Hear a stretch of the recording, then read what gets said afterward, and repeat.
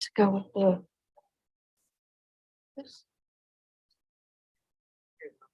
He should be here if he remembered. A while without me anymore. Send him a reminder. I don't want to bring anything up about it. So funny. I miss half my meetings. That's a good picture.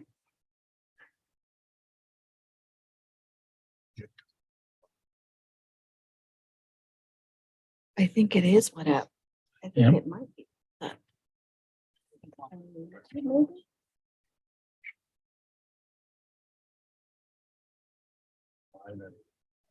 Maybe.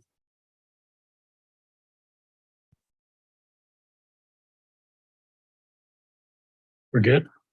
Ben's just getting his picture. He'll be right here. Say what? Ben just ran to get his picture taken. So, oh, there he is right there. Oh, okay. I didn't know we had photos. I would have dressed up there. No, Jenna did my hair as I left the house. Jeez, look. I know. I got the hunting vest on. Oh, good. Like, Ah, Okay, it's a couple minutes past 5, so we'd like to call this special meeting of the Santa Clara City Council to order. I'm Mayor Rick Rosenberg. We want to welcome everybody who is here tonight with us. We have a full council present tonight: Councilman Jarrett Waite, Councilman Denny Drake, Councilwoman Krista Hinton, Councilwoman Lena Mathis, and Councilman Ben Shakespeare are all present. We appreciate it. We'd like to begin the meeting with an opening ceremony, and we've asked Councilman Shakespeare if he would lead us in the Pledge of Allegiance and opening comments. Would everyone please rise and salute the flag? yeah. I pledge allegiance to the flag. To the republic. One nation under God, indivisible, with liberty and justice for all.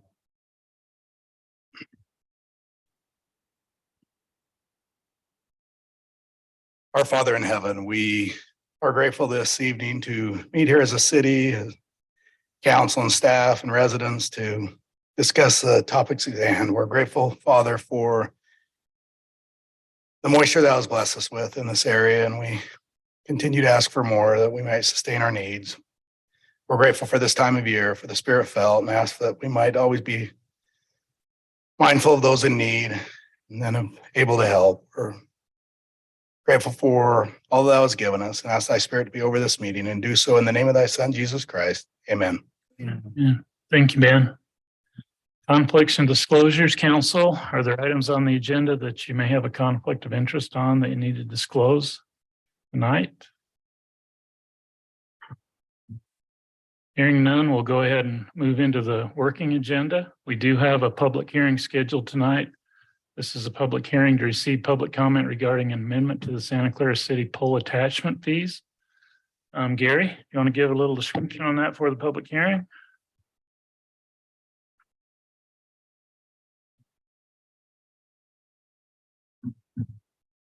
Mayor and council.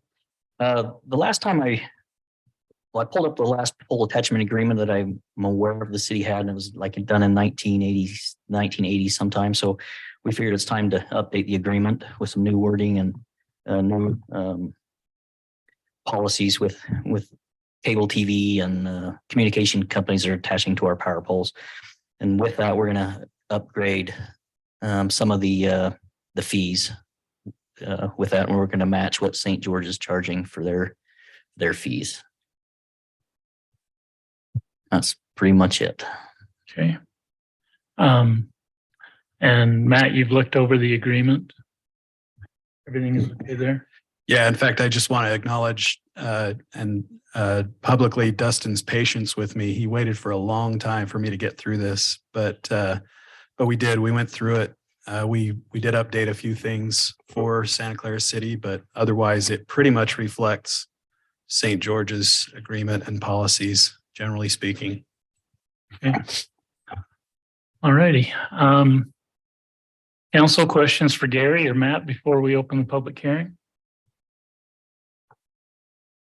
Seeing none, we'll go ahead and thank Gary and open the public hearing. Invite anyone who would like to speak on the amendment to the full attachment fees, give them the opportunity to come to the mic. Gary will even slide over so you've got room. Seeing none, we'll go ahead and close the public hearing. Thank you, and go down to item B1 in the general business. This is discussion and action regarding the amendment to Santa Clara City poll attachment fees. Council, you've seen the agreement. You heard the public input. Any question for the staff regarding the agreement on the attachment fees? Gary, can you just go over what the changes in the fees are, just so we have it on the record? Yes, we're currently charging $12 per attachment per poll. And we're increasing that to $20 or asking to increase that to $20. And as far as I know, we do not have a license and agreement, a permit fee. We're not charging that right now. And St. George is charging $250 for a permit fee to file a permit. And that permit is good for 20 polls, 20 attachments. So anything over 20 that have to do another agreement. And that fee just covers administration costs for reviewing the application, site visits to where they're attaching the polls. It takes a little time to go out and inspect the polls that they're going to attach to once before and after they're completed the work. So that's what that fee covers. And that's only for new attachments. That's for new attachments. Yes. Everything that's out there now is just going to pay the $20 per attachment. That's correct. And is that permit a one-time fee? Yes. Up to 20 polls. Yeah, the annual fee though is a per year. Like they're paying $12 a year now, they're gonna up that to $20 a year if you're on a poll. And that'll be every year it'll go up, or they'll have to pay it, right? Yes. Yep. They're billed annually for however many attachments they have in the city. Okay. Any other questions, council? Yeah, just for clarification, so people that have the poll at $12 a year right now are going to 20 or they're staying at 12? The ones that are currently attached to our polls, they'll go up to 20. They'll all go up. Okay. They will not have to pay the $250 for the application fee since they're already there, but the attachment fee will go up with the existing customers. Okay. Thank you. Any other questions, council? Not, I would look for a motion. I move that we approve the attachment fee for the pole installation with the application fee, moving it from $20 for the attachment to an application fee of $250. Second. Got a motion by Denny and a second by Ben to approve the amendment to the Santa Clara City poll attachment fees as presented. Any question on that motion, council? Do we need to approve the new agreement as well? Yeah, I think that would be part of the motion. But Yes. second, Yes. any other questions? Okay, it is a money item. Roll call vote. Jarrett, Aye. Denny, Aye. Krista, Aye. Lena, Hi. Ben. Aye. Ayes have it, council. Thank you. Thank you, Council Mayor. Thanks, Gary. Working agenda, item B2, and consider amendment to the settlement agreement between the city and the Inn at Santa Clara LLC and Richard and Jennifer Kohler to allow status quo to remain with respect to the stairs at Building A, the Inn at Santa Clara. Presented by Richard and Jennifer Kohler. Matt, do you want to give us just a brief introduction of this? I know you prepared some documents for the council. Yeah, you bet. I'm not going to take a lot of time because I think the council is generally aware of the history here, but I just wanted to remind everybody present about the context that this is being presented in, and explain the reason why we put it on the agenda the way we did. The Kohlers have requested an opportunity to have essentially a full hearing before the city council. They've expressed their feelings that they've not had that opportunity in the past. And in a recent mediation with them, we agreed that we would bring this back to the city council for the council's consideration. The first item on the agenda is to consider any kind of amendment to the settlement agreement. Again, the context that this is coming back to the city in is we have a signed settlement agreement. It was signed back in March of this year. It's our position that the Kohlers are essentially in default under that agreement because the 8 months that they had under the agreement to make a change or make an alternative proposal has passed. But again, we're giving this opportunity to come back and ask the council whether the council would consider amending that agreement. So beyond that, I think I'll leave it to the Kohlers to make their presentation. The second item is if the council decides that it's not willing to make a change to the settlement agreement, there is the option under the settlement agreement to consider an alternative proposal under what's referred to there as option 2. Again, the deadline for that under the settlement agreement has expired because it was an 8-month deadline. But again, we agreed to give the Kohlers this final opportunity to make a presentation to the city council, make a proposal for any alternatives that they want to propose to the council for resolving the issues that have been expressed to them before by the city. And that would be the second item on the agenda, or item 3 on the agenda. So the city council is, of course, free to make any motions or decisions on these items as you see fit after you've heard the presentation from the Kohlers. I will mention that the one proposal that we're currently aware of that we've received from the Kohlers is to add stairs to the north end of Building A. They've actually submitted a building permit application for that. And Cody, I know, has done at least a preliminary review on that option. So whether that is a proposal that they're going to discuss tonight, or if they have other proposals is totally up to them. So, but that's what we currently have in front of the city. So unless there's any questions from the council, I suggest we turn the time over to the Kohlers. Questions, council? Okay. Mr. and Mrs. Kohler?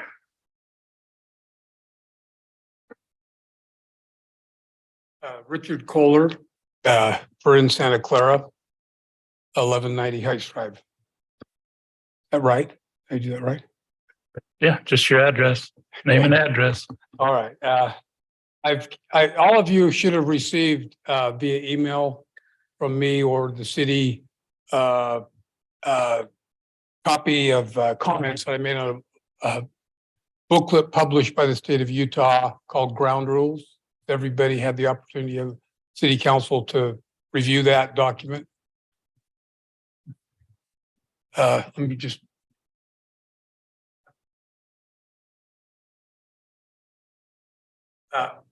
Anyway, this booklet is entitled Ground Rules, Your Handbook to Utah Land Use Regulation. And it's typically distributed in seminars that the Ombudsman's Office holds throughout the state. And I know I invited you all to one that was here in St. George on November 16th. I close short notice, I doubt anybody was able to go to that, but it's not like an attorney representing me.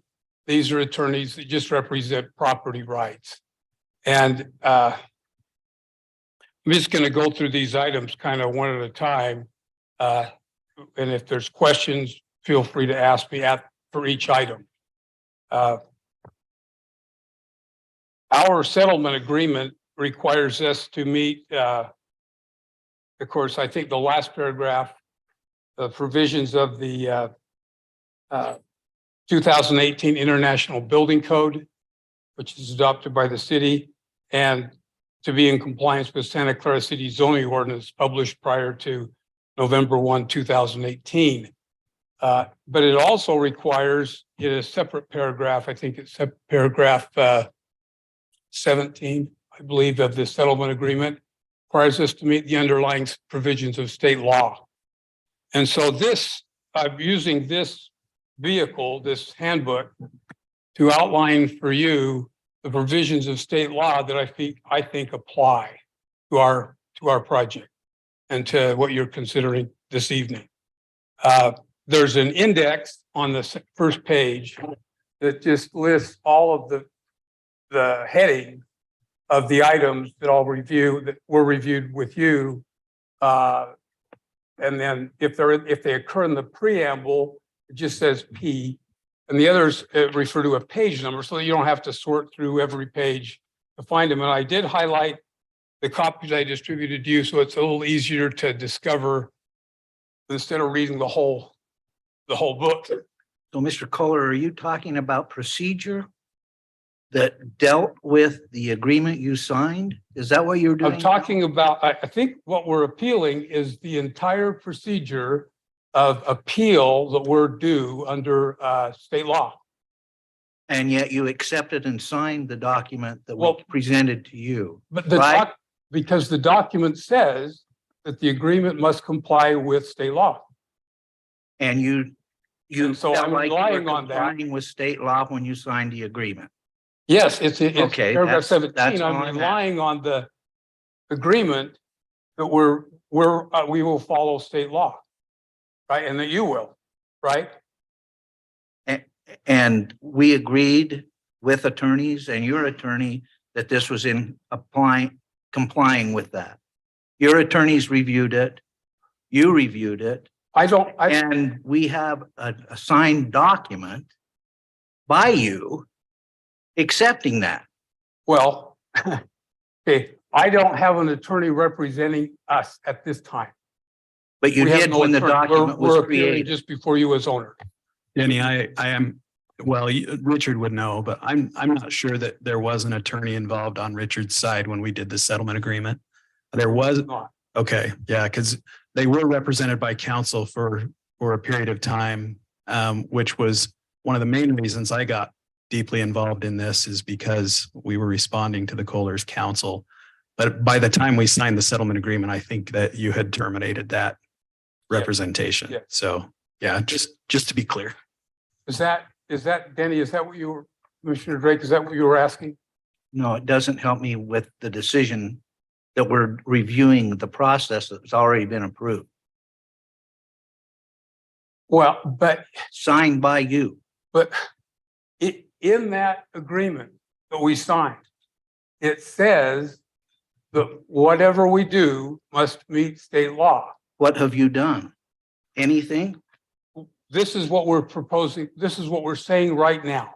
We're bringing to you a summary from this handbook of the requirements of state law that apply. Not all of them in this we're saying, but we pulled some out with this index. We say those provisions of state law, land use law, and appeals and such apply to our project. Kept you from doing what you agreed to do. No, we're saying that under the agreement, in our opinion, we're allowed to bring you an option 2, right? That complies with state law, with local ordinance, and with the building code. And to document what state law requirements are, we're using this handbook, and I pulled paragraphs out of it that I've explained and how it applies to us Okay? in my summary. Is that? I hope that you It's clear as understand, mud. because it's in the agreement, it seems it's germane. Is that, you agree? Maybe the question I would have is that you're indicating that as part of our review for option 2, we should be following these ground rules. Yes. Okay. It's different So than that's- tax interpretation. That's the next item on the agenda that we'll consider option 2. We can go back to the first item that's on the agenda is considering amending the settlement agreement between the city and the Inn at Santa Clara and the Kohlers to allow status quo to remain with respect to the stairs at Building A. So that decision was done and dealt with in the Well- development agreement. Hang on. Well, hang on. Yeah. Is that was done, agreed to in the development agreement, and the first item is to allow that status quo to remain with respect to the stairs. I think the city needs to make a decision on that. Whether you want to listen to the full argument on the next agenda item first, before you do so. That decision has to be made first. Well, Right, Matt? yeah, Well, hang tight. I think it might be helpful, Richard, for the council, if you would state clearly what it is you're asking them for. If Right. you're asking for things to remain as they currently are, or what your proposal is, or what you're asking for the city council to do, I think that would be helpful to them. Okay. The letter that I wrote to Matt on, let's see, November 18th. Was our deadline, right? Requested that we wanted to, per the settlement agreement, that we wanted to do a number of things related to the options. Option 1, we wanted to discuss. Option 2, we wanted to discuss. And under option 2, we think we have an argument, okay, that Matt has labeled status quo. We do not believe, okay, first of all, the term status quo does not occur in the settlement agreement. And that's correct. I referred to status quo just as a shorthand for leaving things as they are. Yes. So, So, but we believe, and I'm trying to explain to you, we believe that our argument falls under option 2, an alternative proposal. Okay, Matt has used status quo to mean anything that doesn't need a building permit is status quo, and only things that need a new building permit are option 2. And we take issue with that.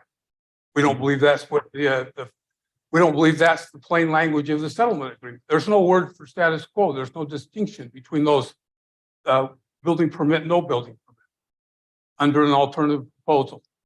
So what I think I'm doing, which is what I started doing, was making that option 2 argument. I don't think that it's correct to put what Matt put first, because I didn't ask for that. Matt put that in there, if his words different from what I had requested. Okay, so this discussion you're starting down is the consideration of option 2. I believe it is. Well, then maybe ask, what are you proposing in option 2? What is your proposal as the alternate? I want to demonstrate that our option 2 will meet all the provisions that I'm going to cite about state law, local ordinance, and the building code, and it's compliant. And that therefore I think it can be approved. What can be approved? What is the I'd like to proposal? make the arguments in the order that I've. I understand, but I think what council would like to know is, what are you proposing? Not all your arguments to get to a proposal, but what is the proposal? And then you can go through why that meets. I kind of Option think 2. that it's important for me to do it in the order I'd like to do it in. Do we have a copy of the settlement agreement Mhm. available to us? Be great, knowing what we're meeting on now, it'd be great to go back because I was in that meeting and watch the meeting, because I think it was very clear what the intent of the Got it. council and everybody there was, You but want me to email it to you? Can you we put get your email? good. I've got my email up. yeah, Is it should be in everybody's email, but Okay, I'll pull it up there. I do have one question on what was submitted from the ombudsman there, is Yes, you basically copied and pasted and typed and. I cited from the ground rules book. And then to make it easier, I've made this index. It's this page, right? So I'll just discuss the items on Okay. this page. I'd like to do it in order only because it's easier for you to follow along and not get lost in the book. Okay. So you're not proposing an amendment to the settlement agreement, is that right? I do not believe that this is an amendment to the settlement agreement. I believe this is option 2. So So should we make a motion? So and vote there's on no it? action to consider amendment to the settlement agreement Sounds like, we're leaving the settlement agreement alone, as is. and completion of that settlement agreement is based in his option 2. here's what I would suggest the council do. Let's have Richard make his presentation.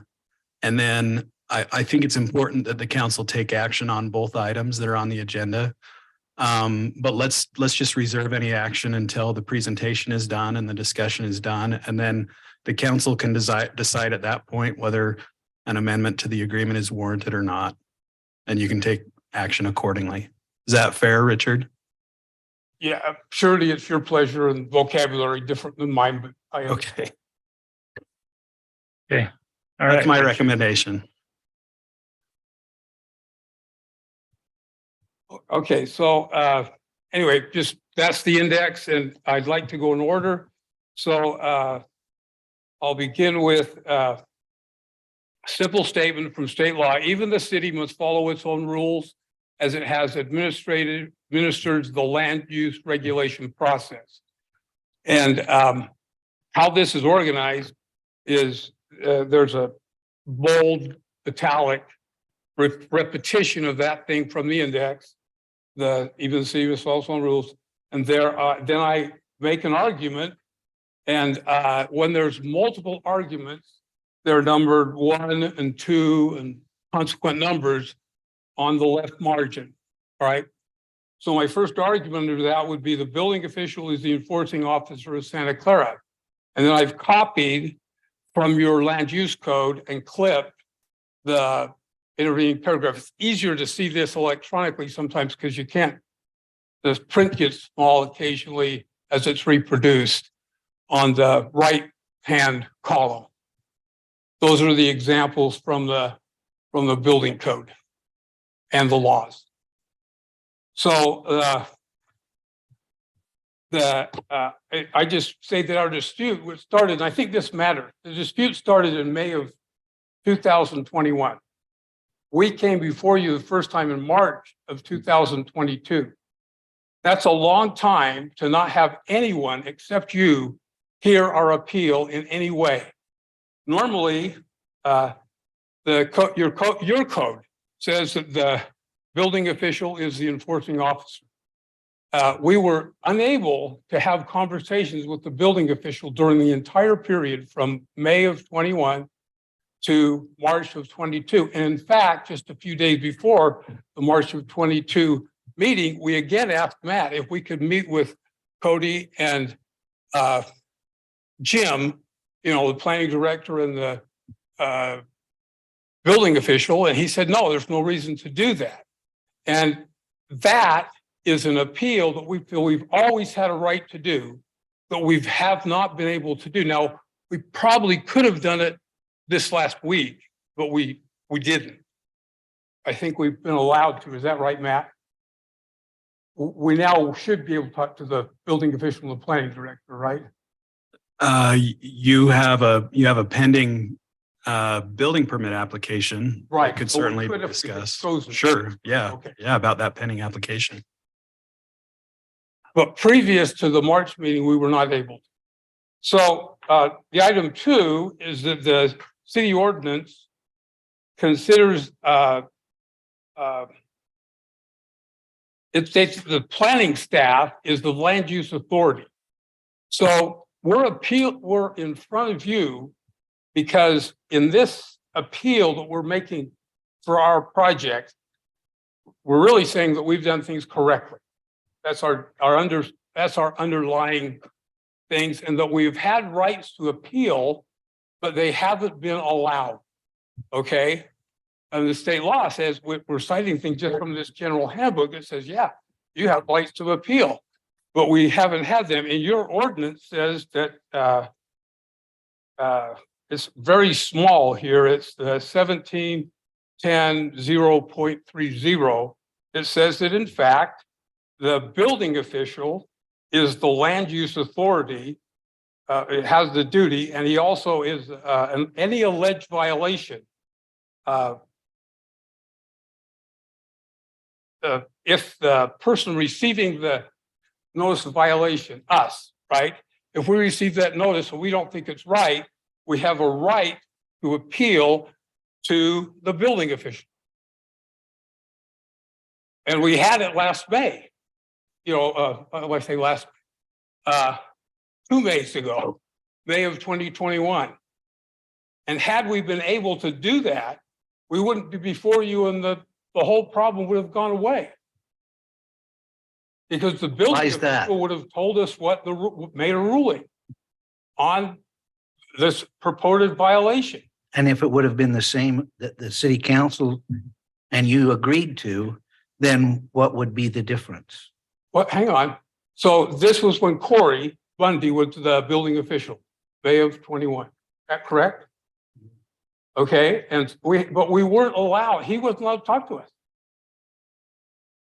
But So we didn't I mean, get if that the appeal. decision were the That's not- same, That, if the decision were the same, what difference does it make? Because his opinion would have been reviewed by the city council.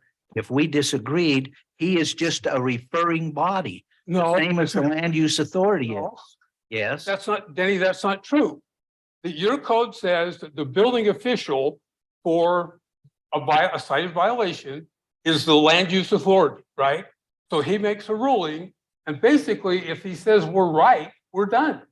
It doesn't come back to you. no, not if it's not according to the plan you presented, it comes back to us. Okay. The cited violation says whatever it says. I don't want to talk about the particulars of it right now, but it says whatever it says it was given to us. We have a right, if we receive that violation, according to your ordinance, your city ordinance, to go to your building official and have him make a decision. That never happened. We were not allowed to do that. And so I'm still having a hard time with the agreement you signed having any effect on what you're presenting to Okay. me. Had we been able to do that in the whole 10 months, getting to see you later would never have happened. Because the decision by the land use authority would have been given us, but we didn't get one because we had no opportunity. But you still had, So it's a the same- violation of state law. you still had the same opportunity before you signed the agreement. To disagree certainly did. You No. didn't have to comply with that. Okay. You can't presume that all the events. That's what you're doing. No, you can't either. All the I events do. between May and this last March would have happened had we had the opportunity. We did not have the opportunity. We were denied that appeal. You may have got the same outcome. Mr. Bundy may have given you the exact same response that council gave you. May have. Yeah, but we They have. don't know because we didn't have it. We didn't. No, and Mr. Bundy didn't speak with you because you retained an attorney. No, Hold on a sec. not beginning. We did not. Richard, can we make a comment that I think will help with provide some useful context to the council on this? Okay. One of the fundamental disagreements that we've had with Richard throughout this whole dispute has really been whether the issues that the city have raised are building code issues or whether they are zoning issues. That's really at the heart of what Richard is talking about. And I'm not trying to put words in your mouth, Richard. You can correct anything that I say that you disagree with. When the Kohlers reached out to the city through their attorney back in May of last year, Brock's right. One of the main reason that we informed the Kohlers not to communicate with other staff members at that time was because they had contacted the city through an attorney. And so the city responded through its attorney, which is me. And in those communications with their attorney, one of the things that I communicated to them was that it was the city's view that the issues with the way the property was constructed go back to the original zone change approval. It was a PD zone change that was approved back in October of 2016. It was approved with a general plan amendment. Those happened at the same time. The city council approved them both. And the context of that approval and the basis for that approval was some representations that were made by Richard at that time. And I'm not trying to dig up, the history, but I think the context is important to understand that what Richard is arguing is from his perspective, these are building code issues. No. Okay, so, okay, you can correct me, but let me state the city's position then. Here is not a building. code Okay. application. This is. I'm sorry, I withdraw that, but let me finish. From the city's perspective, you can say whatever your perspective is. From the city's perspective, this is a zoning issue that it goes back to approvals that were given by the city council. And the building official is not an appeal body for the city council when it makes legislative decisions. Now, that's the city's position. Okay. You can make any of the arguments that you want, and I'm Alright. only giving this as context to I'll help, do so it. you can I'll now do it make one your by one. arguments, Richard. Mike. Okay, one is, are you acting now as a legislative body or an appeal authority? I believe you're acting as an appeal authority. That's the only way that it's possible that you can come before us. Because you're acting as an appeal authority, you're bound by the prior approvals that we received, the zoning approval, the building permit, and all of the other approvals that we've received from the city. You can't make new legislation. You can't add conditions. You can't add things now that you hadn't done then in 2016 and 2018. I think that's correct. I don't know that there's any. Would the council like me to respond to that? I would. Yeah, My response to that is that when the issues with the property are violations of conditions upon which the zone change was approved, the only way to resolve that without the Kohlers fixing those issues is for the city council to make new legislative action to change the conditions. Okay, So I just got to say that's not true, because your zoning ordinance, which I cited here, says that our first appeal, if we're given if there's received an alleged violation that we receive, our first appeal is to the building official, okay, pursuant to the provisions of the land use authority in your zoning ordinance, not in the building code, right? Had we done that, I don't think we'd be before you now. Or had you been in compliance, we wouldn't have that issue now either. We would have had information from that. However it came out, it would have prevented this long delay of 1.5 years. Plus. I have a hard time with the whole issue. And to me, he made an agreement and hasn't lived up to the agreement. The process was done legally. And to me, what he's presenting is just his opinion as his facts. Well, it's not my opinion. Yes, it is your opinion, it's your interpretation of this book. I can't cite state law and your zoning ordinance and then say it's my opinion. It is your opinion. Law. You're interpreting your opinion as to how it is to be It's done. pretty straightforward. Because under my understanding is we're the elected body by the people. The final decision in the city of Santa Clara is ours, not a Not a bit. employee who is representing the city council as a building inspector or a building authority. We are the final say. Well, then what does the provision in the zoning ordinance that says the building official is the land use authority? Says he's the enforcing officer. That doesn't mean he's the authority that does both. City council reviews anything that goes on according to zoning. What, if you want to just take the position that citation I made of your zoning ordinance is not true, I guess that's okay, but it's there. That's not my interpretation of what it says. It's what it says. What is your interpretation? You're telling me that because he's the enforcer, he has control of the zoning ordinance. That's not true. He enforces the ordinance and we review what he does as the legislative body and the elected officials of the city of Santa Clara. That's not true. It Because- isn't. Because in the appeal, okay, if the appeal happens in steps, right? Our first appeal, according to your ordinance, is to the land use authority, which was Corey Bundy, the building official. I'm just citing it directly from your ordinance. It doesn't involve the city council. And that's why you didn't complete the 8-month period of doing what you assigned yourself to do and agreed to do when you signed the document. I don't understand, is honesty or dishonesty?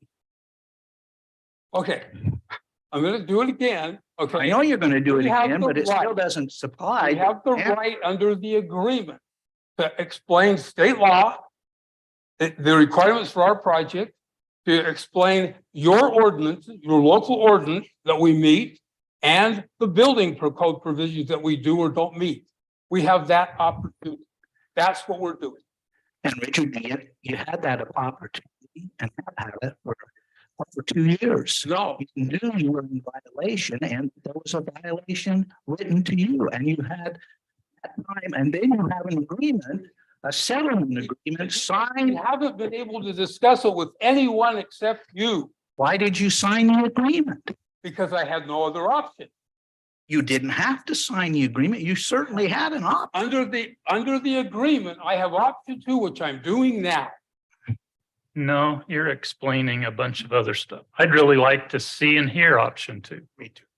Okay. I'm explaining that we comply show with us option. state law, local ordinance, and building code. And I have that right under option 2. It doesn't say what the other option alternative proposal is. It doesn't say status quo. It doesn't say things. What's option 2? For me to bring an alternative proposal before the city council. Let's see it. What is it? This is it. We're gonna use semantics instead of deciding what we're gonna do on the building. The options are to elect it so you can comply with the ordinance. Does anybody have a copy of paragraph 17 and the last paragraph 19 of the settlement agreement? If they just read it. There is no 19. Well, 18 and 16, like that. One's about state law, underlying state law. The other one's about the local ordinances and the building code. And Richard, can I ask you a question? You're stating that things in this book are state law, but I don't believe that's true. They're not state law.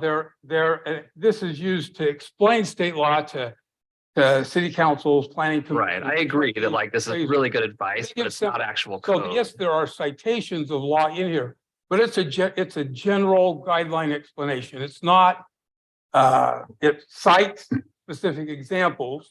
I'm sure you figured out.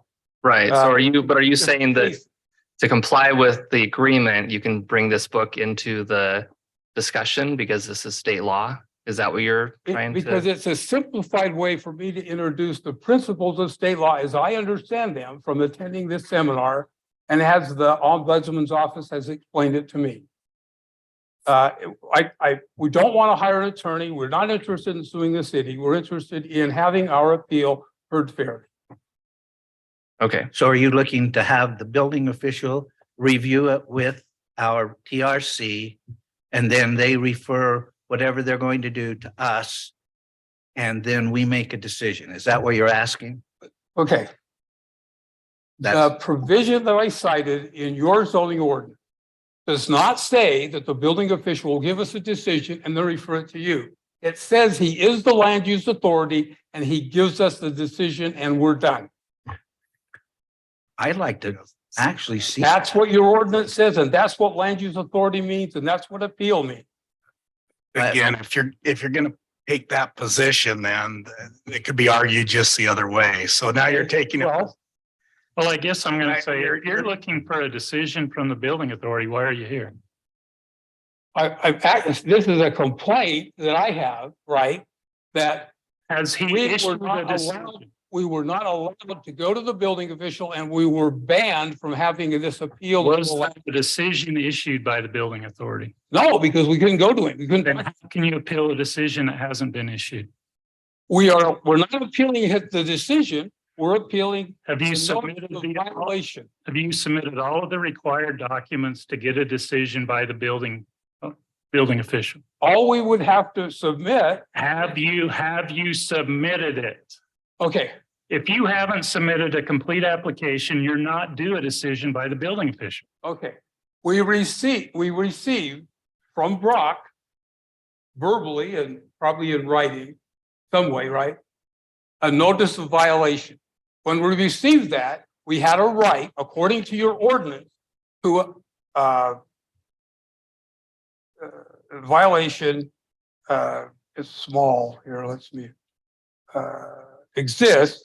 He may, that's us, he may appeal the decision of the building official pursuant to chapter but the first thing is the person responsible, alleged violation denies that the violation of, say, he may appeal the decision to the building official Well, or the decision. I think they're in, if you're citing 17-10-030 enforcement officer in D, is that what the one you're citing? Building official shall, there's two paragraphs there, they're small. One is the front, 17-10-30. Yeah. The building official has the authority to and duty to Ensure that all enforce the buildings and structures in use of all. One is when, if a person gets Yeah. a notice, he has a right to appeal the building. No, on D, it says if the person responsible for the alleged violation denies that a violation exists, he may appeal the decision of the building official, not through the building official, but appeal the decision of the building official. But the building official would make a decision that we could appeal. That didn't happen because we didn't get to go to the building official and appeal. No, I think the violation you were put on notice when we let you know that was done. Building official was part of that decision. And that's why I came and let you know there was a violation existed. So the decision was made by the building official was made. So if you are appealing the decision of the building official, which was that there a violation exists and you are denying that a violation exists. Well, okay, you have to go up to there's three paragraphs. This is taking way too long in this page. I didn't think it'd take this long because it's your ordinances. I figured you were more familiar with it. But the land use authority, it says the planning staff shall be the land use authority. But we're not going to Denny or you or anybody. We're going to the building official, Corey Bundy, who was at the time both the building official and the director of planning. We're going to the TRC, yes, if he says we're going to the TRC, but we weren't able to do that. That's the land use authority we should have gone to. Corey's not the planning staff. He He might be part of the TRC. The way you guys do it is that collectively probably is the planning staff. And in that, it talks about the things that they are able to review. Right. And in that, and I can tell you, because I sit on that TRC committee, that coming back for a change to a PD zone, planning staff Does not. would not make that decision. That decision would come back to council as they are the ones who approve a PD. Staff does, when staff does. We did that. Hold on a second, We though. did that in 2016. Well, in 2021, that's when we got the notice of violation. And if you read all of D, at the end of it, it says the land use authority. The land use authority is the planning staff, which includes Corey, which includes Bob Nicholson at the time, which included probably you, right?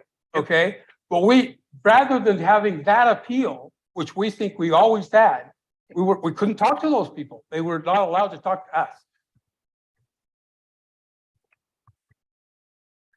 Richard, the reason we steered you back to the city council is because the violation that you were given notice of was a violation of the zoning approval.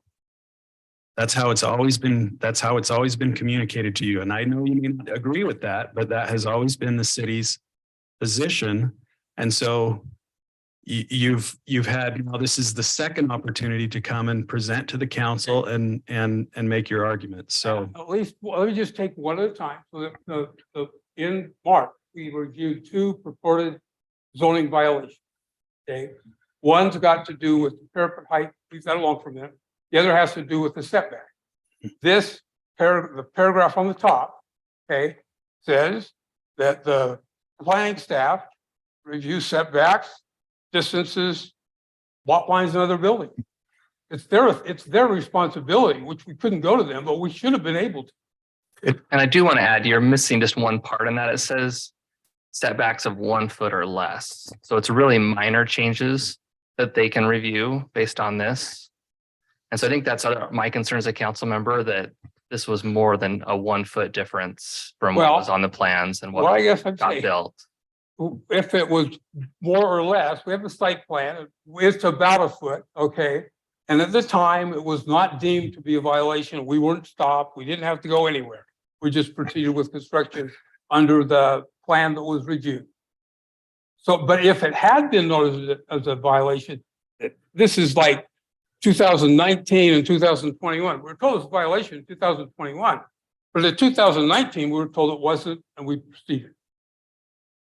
Right. And so We have no notice that we have no notice to do otherwise. right. And I understand that. I'm just saying you're quoting this part of the code I have right here in front of me, that basically this land use authority, it's the planning staff, they can only review really minor changes. And a stairwell, like in a setback, and there was a confusion on which side of the building the stairway should be on. Those are pretty major things that the council would want to review. And we've had this issue with other plan development plans where a developer comes to us, we go through the whole process and they come back and say, oh, we don't want to build it exactly that way. We make them come back to the council and amend their original PD. But the difference is before they build it, they have noticed that it's an issue. We did not. Okay. For 2 So, years, we didn't. right.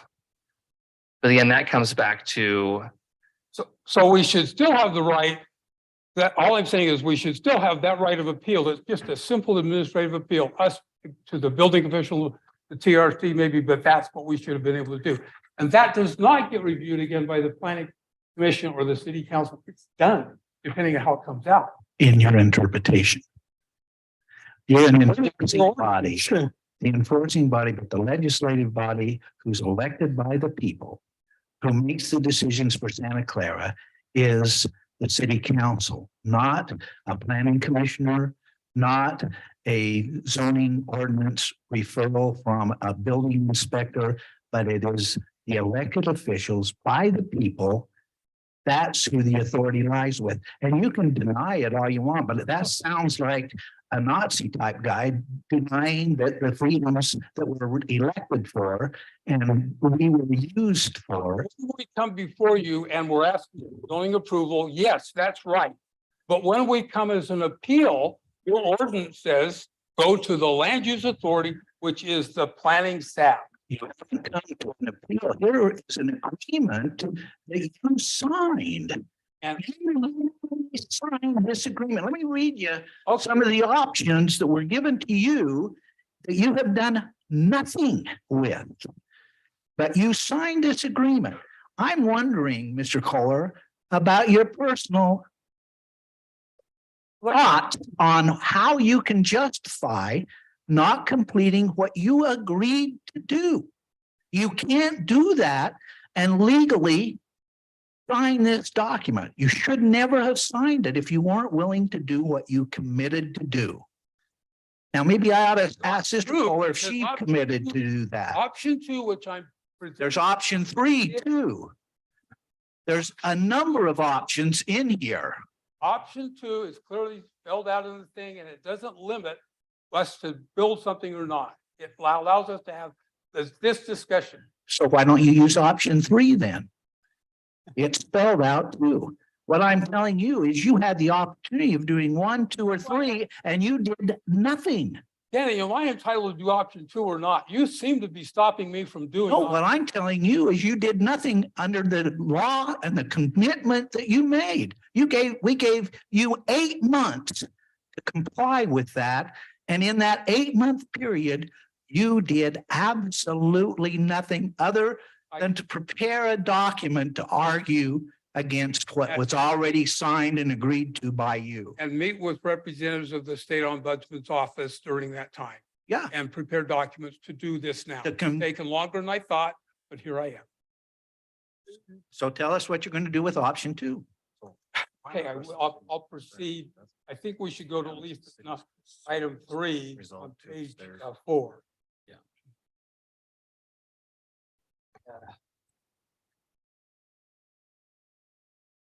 This is the one that states about the shift of the property line. We hired a survey. The position, there's 2 site plan documents relative here. There's the one that's dated, Matt has to help me with this a little bit, November of 2018. The setback to the silo was 2'9". And the setback to the south wall of Arrowhead Trail Building was 10 feet at the time to the stairs. We changed it once we got the survey, okay? 3 feet disappeared from our property according to the survey, okay? The property line wall was in a position, the survey line was 3 feet to the north of the property line wall.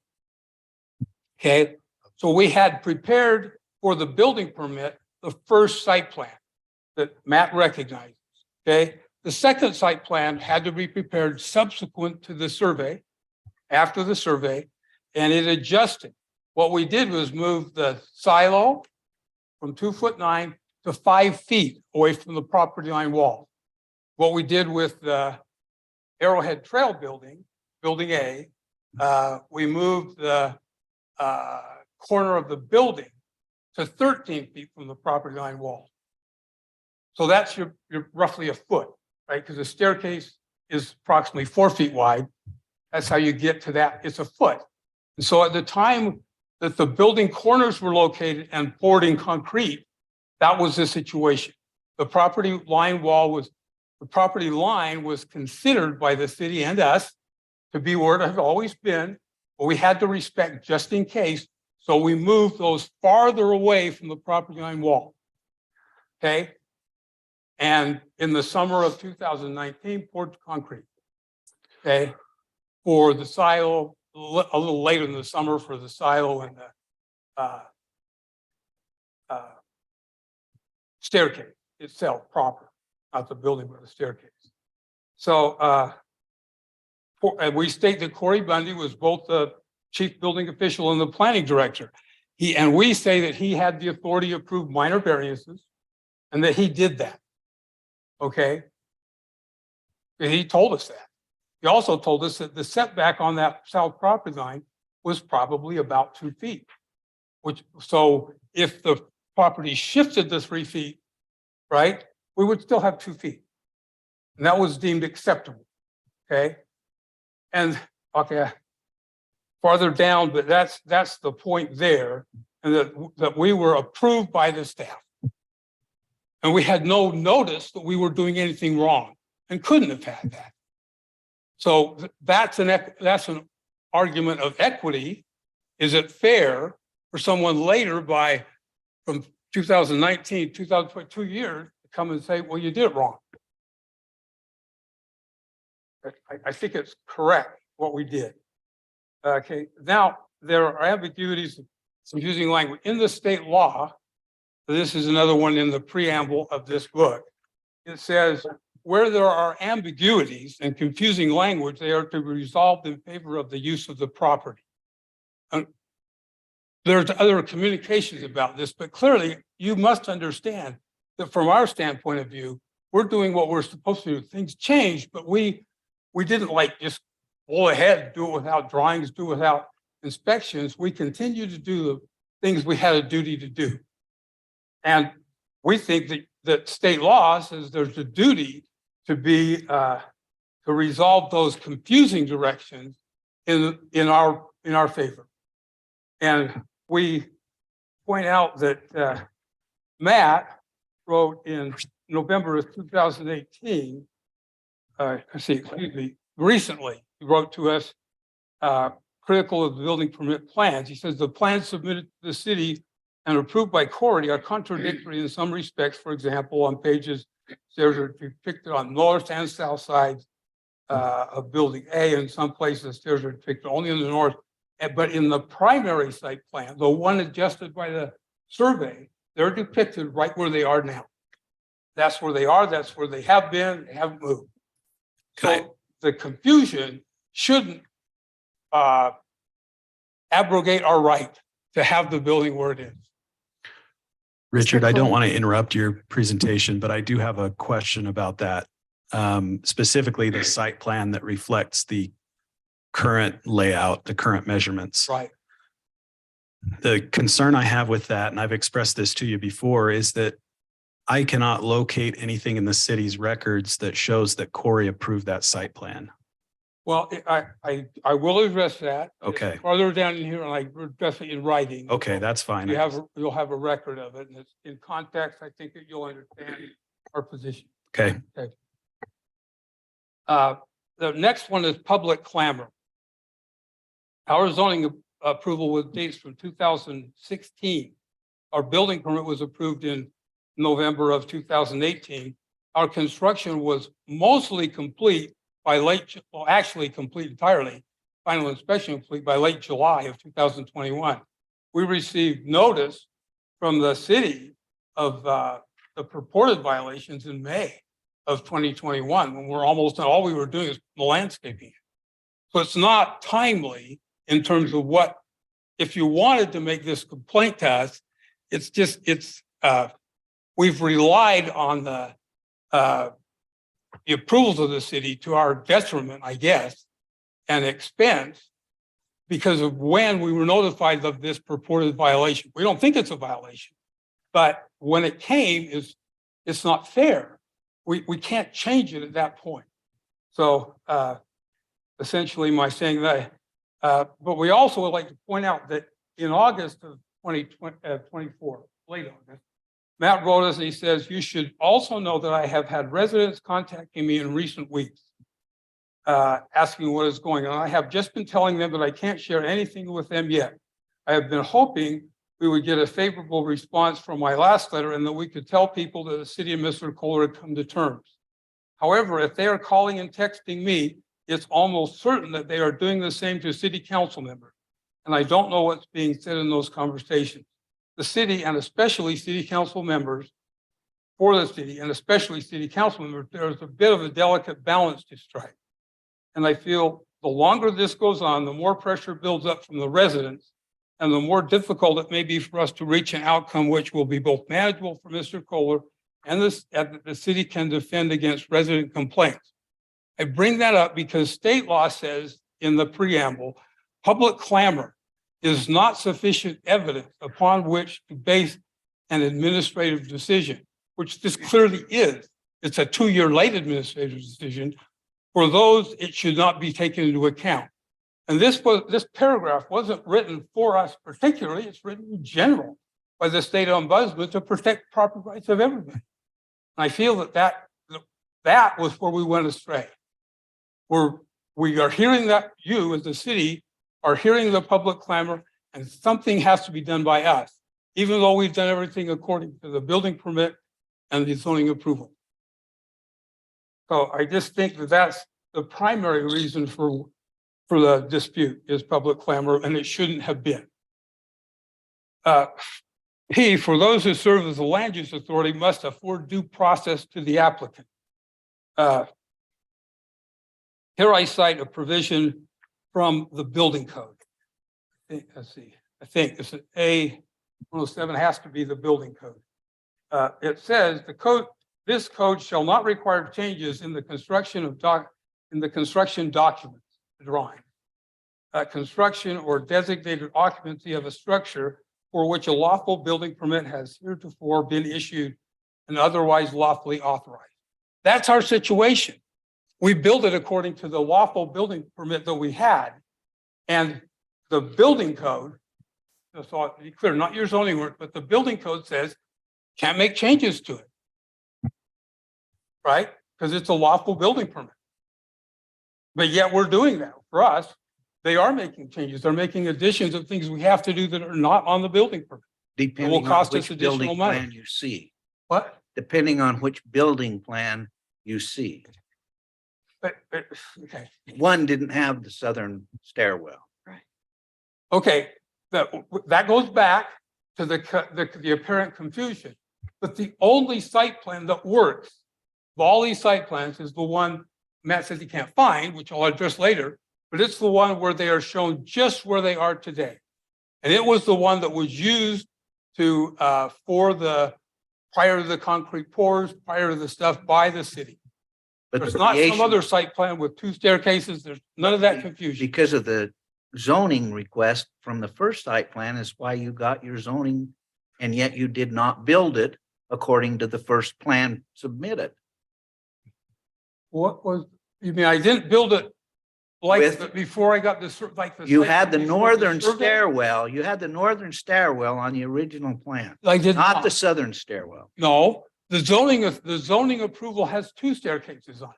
not the one I saw. The zoning approval has two staircases. You can see it 3 dimensions. It's pretty straightforward. But he gave us that. The original. It intermixes.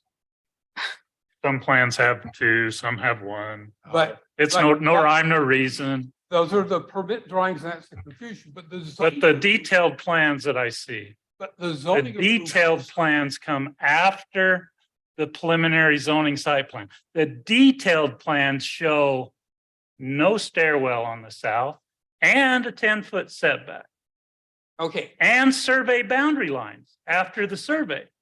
So No. I'm trying to figure out where all these Rick? detailed plans came from hang when you on. didn't. There's only one site plan that shows the survey line. I have one with with a Richard Kohler stamp on it There's and an only- approved by the city stamp on it. And there's no stairwell on the south and you're showing a 10-foot setback There's only one site plan that shows the survey line on it. and survey boundaries. But it did, but when we. So got you, the so it's survey- an error. But the, So when we the got- design, there's a design error on this sheet No. of plan. we assume, which is a reasonable assumption, that the survey line and the property line wall were coincident.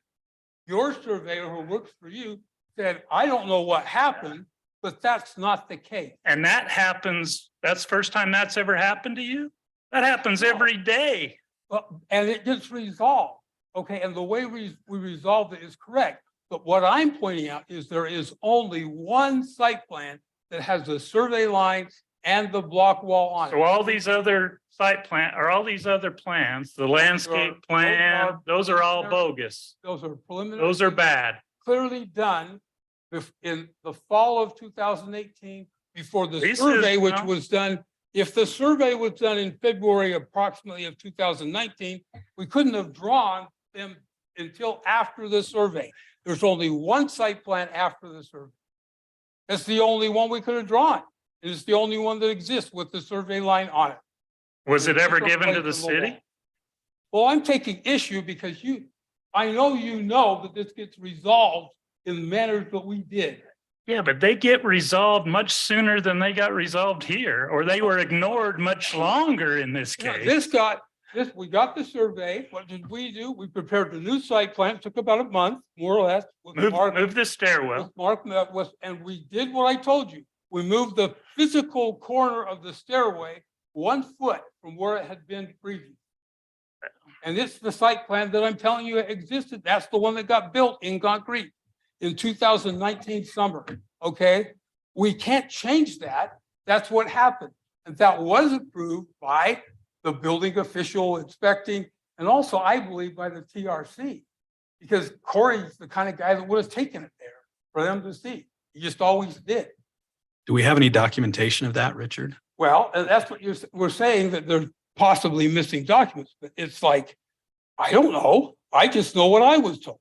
Yeah, what only came back to TRC if you came back to TRC, it wouldn't have came back to TRC after council approved a site plan, then it would have just gone through Mr. Bundy for approval of the building And I'm permit. not, so if you'll explain, I know that Mark Weston, your planning commission director or president, whatever his position is, chairman, and is my contractor. I know Mark knew what to do with the site plan, or that Corey reviewed it. We have some email communication that indicates he did, related to, can I do this with the footings? It's related to the fill, no fill under the footings is what I wanted. But so it clearly, we have communications that says the city inspected, okay? And that there wasn't an issue with the site plan that Matt can't find was approved, but we know that site plan existed and was used for construction and deemed to be in compliance by the building official.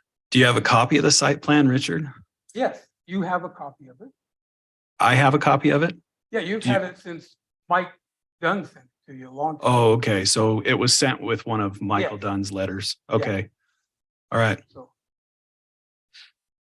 And it's the only site plan that has the information Rick was asking about, the mayor was asking about, It's the only site plan that has that survey line and the property line in a different place. Rest of them think it's in one. Richard, I am going to be having to leave in just a short time. What is it that you would like to have happen? I Well, would like to know so I could have an idea of what I'm talking about. what I think I'm going to be able to demonstrate is that for a lot of the issues the city has raised, that we are in compliance with the zoning code, with the state law, zoning code, and building code. Okay, all of the provisions. And I think as a result of that, and the fact that Matt talked about the approval, and he mentioned that at the same time we got zoning approval, we got this General plan general amendment. plan approval, but we also got put in the historic district, okay, at that same meeting. That There's was- three items on the action that you took. That was part of the general plan amendment. Okay. Yes. Now, the third one, the Historic District Commission ordinance, at that time, and I realize you've changed them just this year to be different, but at that time allowed us to apply for a setback in the historic district for a side yard, which this is, of 0 feet. So I think we should still, under the settlement agreement, have that remedy to solve the problem. So we should be able to have the remedy of you as the appeal authority say, yes, you did things correctly. We have this question about the setback, but regarding it, you had the right, if you had been noticed any time during this thing prior to it being all done, to go before the Historic District Commission, the Planning Commission, and probably not necessarily all the way to you, but if you wanted to hear it and have us get a setback, the size it is, whatever it is, just get said, that's okay, we're fine, because it could have been 0 feet. So you're wanting the settlement agreement done away with? No, What I'm would you saying like? within the settlement agreement, Okay, what are you going to do within the settlement agreement? we're going to have that action taken by, maybe you'll make me go to the Historic District Commission, I don't know, but I think you have the authority to say, look, it's okay, it's where it is now. How can we have Let- that authority? I thought it was just the land. Let me see if I can restate what Richard is asking, I Denny. And understand what he's asking. okay, all right. What I don't understand is option 2 still hasn't been explained, other than you want it left the way it is. We appeal to the historical Ordinance. for the A change setback of in a up to 0 setback. feet. So whatever the setback And is, so whatever, I don't see that in option 2. So which option are you talking about? option 2, if you go ahead and read option. I 2, read the whole it. Paragraph, I'll read it out loud, the whole paragraph. It says under this option, Kohler will propose and obtain approval from the city council for an alternative proposal to resolve issues related to the stairs and terrace on the building. I haven't heard one thing that resolves that issue. Kohler acknowledges that the city's concerns were communicated to him at the public council meeting held March 8th. Review of any proposal by the city council will be in a public meeting. Any construction proposed by Kohler under this option will also require review by the city building official and probably the issuance of a building permit if required by the building official. Kohler understands that if any proposal made under this option is not accepted by both the city council and the building official, then he will be required to elect one of the other 2 options available under this section 3 in order to fulfill this agreement. Okay. So where in there does it say What that? you just said, does anything in option 2 require us to build something? Yes, it No, does. it says, if required by the building official. So clearly it has a provision. No, for not no just the construction. building official. You can't, if you build The something, you gotta city- get a building permit. If you don't, you don't. And it states it in such a way that there are options option 2 that don't require construction. Well, it says if you don't do it, which you haven't done, it reverts to option 3. So what are you going to do under option Read- 3? read the part again. I did read it. Read the I don't part need again to- aloud. I understand. I was an English teacher. I know the verbiage. Well, And you can semantically argue all you want, but the Nothing- fact of the matter nothing is, requires New construction. We have an option of no construction. well, then what are you doing with stairwell in the mezzanine area? We're I haven't resolving heard it. anything that resolves that issue. Well, we're resolving it because we always had a right, once we were placed in the historic district, to have a setback of as little as 0 feet. That's not anything in the settlement agreement. There's nothing that says that at all.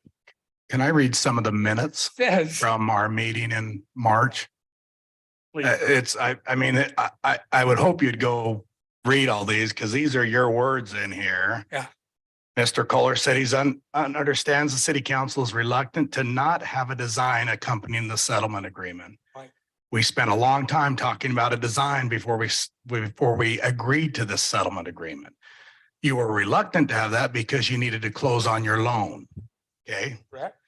But the value to them of finishing the roof and pool is great enough that they are not just going to do, they are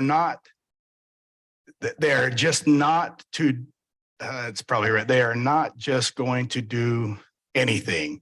They would prefer that they could accompany the rooms and they could separate the occupancy of the rooms, which would allow them to close their construction loan and gives them time and energy to put money where it belongs, finding the resolution. These are your words. Yep. He said he thinks he should contact council members individually to get direction on what the resolution should be. He feels like it doesn't have enough information and he doesn't think the council has enough from what he is hearing. Now, this goes on, I could read for an hour here, talking about the 5 to 7 foot screen wall that we discussed on the stairs, the raising the parapet of 3 feet. All of these things, never once in here are you saying my proposal is to come back and do nothing. And I would be happy. I'd love to read all of this because Well, it was, you're standing here saying, But read what it says. Don't put words in my mouth. All along, I believe that I had this option I'm presenting to you now. that's never, I mean, it goes on and on and on.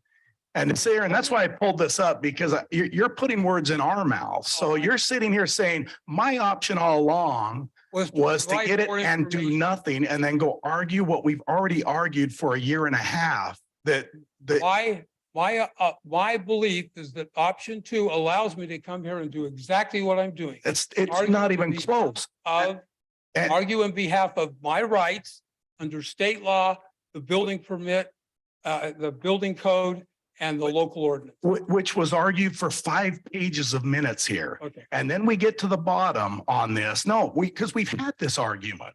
You're rehashing everything we did on March 9th, 2022. No, because we You are, I'm reading the minutes. The detail that I've given you today on March 9th, I'm not aware. I'm reading the minutes here. I was at that meeting. I had a lot of discussion in that meeting and I'm getting to the end of it where we discussed this settlement agreement and the purpose for it and the intent of it, discussion on moving the stairs. There was multiple options that your exact words were saying, give me time to put together a proposal on an option, not to say to argue something that we've already argued for the entire night. It's in here. I'm reading it.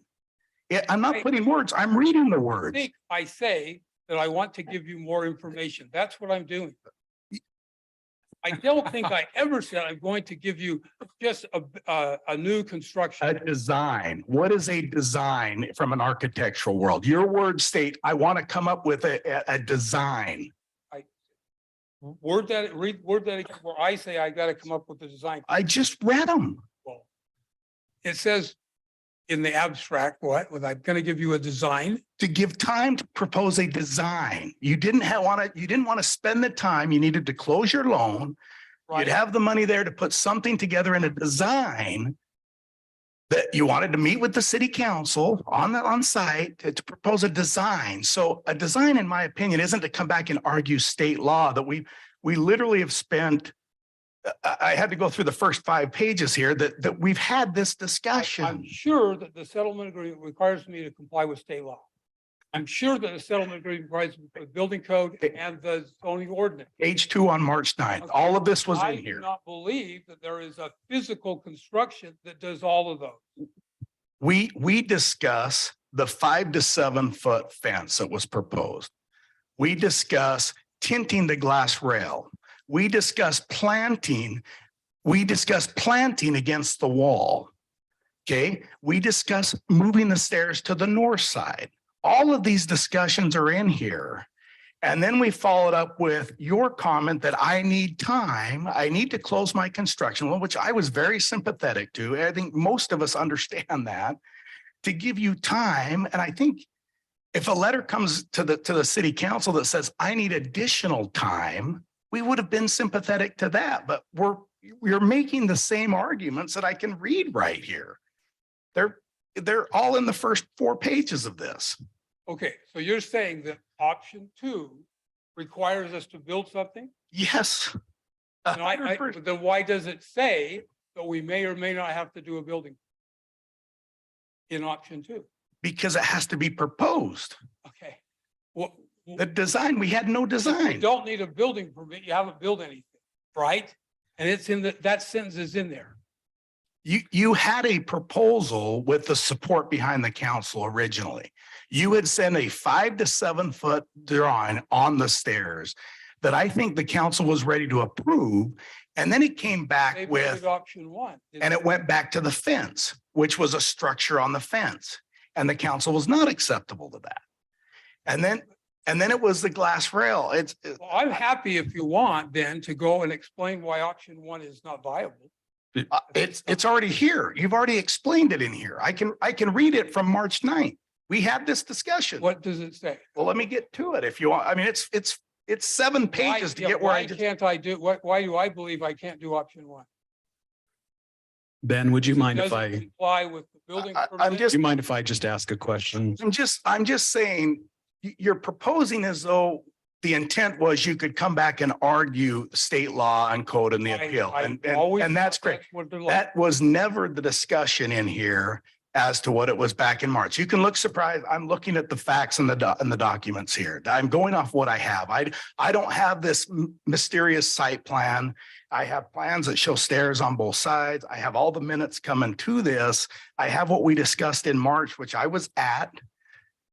And it just, and again, I say it's a fairly simple resolution, I believe, from a construction But side. all I'm trying to explain is that the general requirements are meet state law, meet the local zoning, and meet the building code.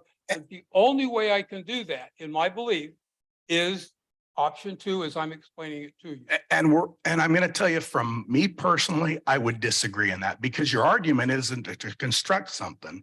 Your argument is saying, And as a not- council member, not construct something. not construct something and leave it as is. And I'm telling you right now, that was never, ever a discussion point in this. And you would have never had the support from the legislative body. Let me see if I can go back and recap what happened on March 9th.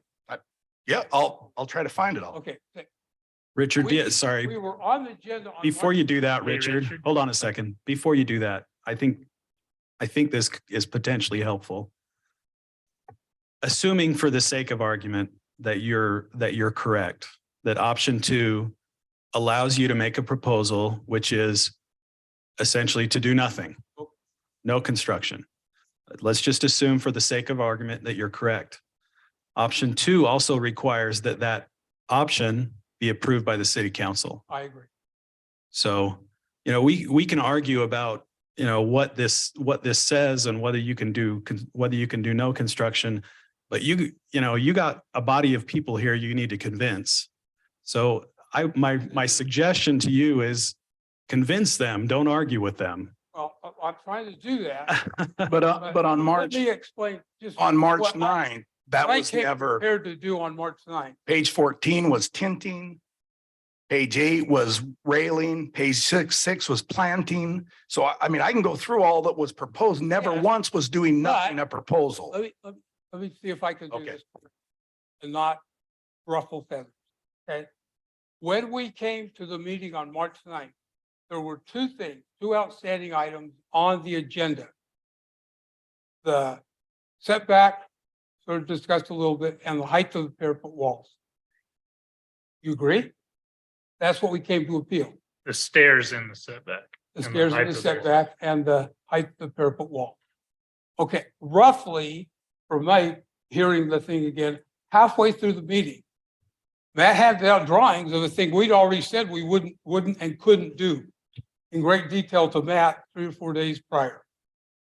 We said, we can't do this because it's prohibited by the local zone, by your zoning ordinance, because it's taller than 9 feet. It's 17 feet tall, almost double the height that's allowed. Richard, I need to correct that because that was your interpretation. What's your? We said the building official had looked at it and agreed that it could be built. And that was clearly stated. So you didn't want to do it and that's fine. But don't say I couldn't do it because your ordinances. The city said, yeah, you could do it. And we put it in Okay. the agreement as an option. So just to be clear. Option, and Cody and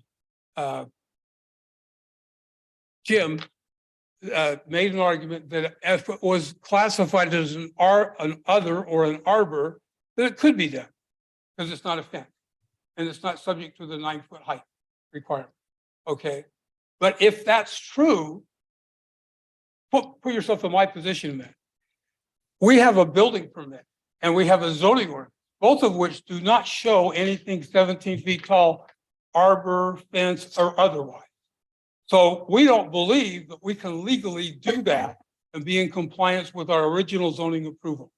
We further don't believe that the city council, acting as an appeal authority, is going to vote that we should or have to build something that's above the height limit and not on the zoning approval document, which those drawings become our zoning law. It's not, they're one and the same. And so that's my argument. We literally can't do that. But I think Matt knew that I'd made that argument in some detail, both as an owner and as a licensed architect. I can't knowingly violate the local ordinance. Just Well, allow it. That begs the question as to why you made that proposal in the first place, but. Well, it that's- does. And we did it. We felt under duress to get maybe the result we got so we could get our building, our occupancy, excuse me. And so we didn't really have any other option. All the options of appeal had been foreclosed to us. I'm still making that option now. How much longer do you think? A few more minutes at least. Okay, so I have something to say in a minute if you Oh, could give sit me down, please. 5 Okay. minutes. Yeah. Okay. Okay. Moving on in my outline, page 6 says an appeal must be provided from every administrative decision to the local appeal authority. And again, we're saying that the local appeal authority is, this is a discussion about in December of 2021. That's got to be December 21. I wrote 22, but it's got to be December of 21. Cody did give us a letter saying he denied our occupancy permit. You remember that? But he didn't make a separate individual why. He just referred to Matt's October 19th letter, which requires us to build the wall we can't build legally. So over height limit, it's not on the original zoning documents. It's not really something that we can do. It's certainly not our building permit. And it also, this is a line that I think is correct. Your actions as a city council, a city attorney, collectively are requiring us, when we have a valid building permit, to do something else that requires another building. And I cite again the same paragraph. General, the building official is authorized to enforce the provisions of the code, but there's an appeal to the building official. And after December 1, we tried to have, our attorney on our behalf, tried to have an appeal to the correct, if the building official has made the decision, we should be able to go to the Board of Appeals. And we filled out, later down here, you'll see that we filled out an appeal form, paid the fee, right, to be heard by the Board of Appeals. The difference between coming to this body, which I think a lot of the problems I'm having is that you're naturally the legislative body for Santa Clara, which is what Denny keeps saying, right? You can make any law you want, you can deal with it however, or solve it however you want. But as an appeal authority, you're constrained. You should be acting just on the facts of the documents I'm telling you about, and not on imposing a solution that we can't legally even build, okay? And to the extent that you want to impose that, it's not right. It's not according to state law or your local ordinance or the building code, okay? So, When we Richard- did that, when our attorney did that, Matt told him that, no, you cannot go to the building, the Board of Appeals. The difference between the two bodies are the Board of Appeals is composed of builders, architects, engineers, surveyors, former building officials, people familiar with how building codes operate. And we felt, and I still feel, that that's the correct appeal authority by your ordinances and by the building code itself. I don't know how Matt jumps over that we get a denial by the building official of the occupancy permit, and we can't go to the Board of Appeals, which has the correct technical expertise to not do what you're doing, which is impose your legislative will upon us. You later. Mr. Kohler, we have this settlement agreement before us. We were all in the same meeting in March. It says alternative proposal, which means it should be something proposed different from what you had originally proposed. If that's what you'd like to do, I'd like to hear that. I believe it is. I don't want to, I want to go off of the settlement agreement that you signed. And I'd be really interested to hear in your alternative proposal, an application has been filed by your co-owner, Jennifer Kohler. Is that your alternative proposal? It's not till, I don't want that voted on until we vote on this. What are we voting on, though? You're rehashing things that we've already talked about. I agree with Councilman Shakespeare. We've already talked about all of these things. I would like to talk about the settlement agreement. Are you proposing an amendment to the settlement agreement? Are you proposing an Proposing- alternative proposal under option 2? I'm proposing under option 2,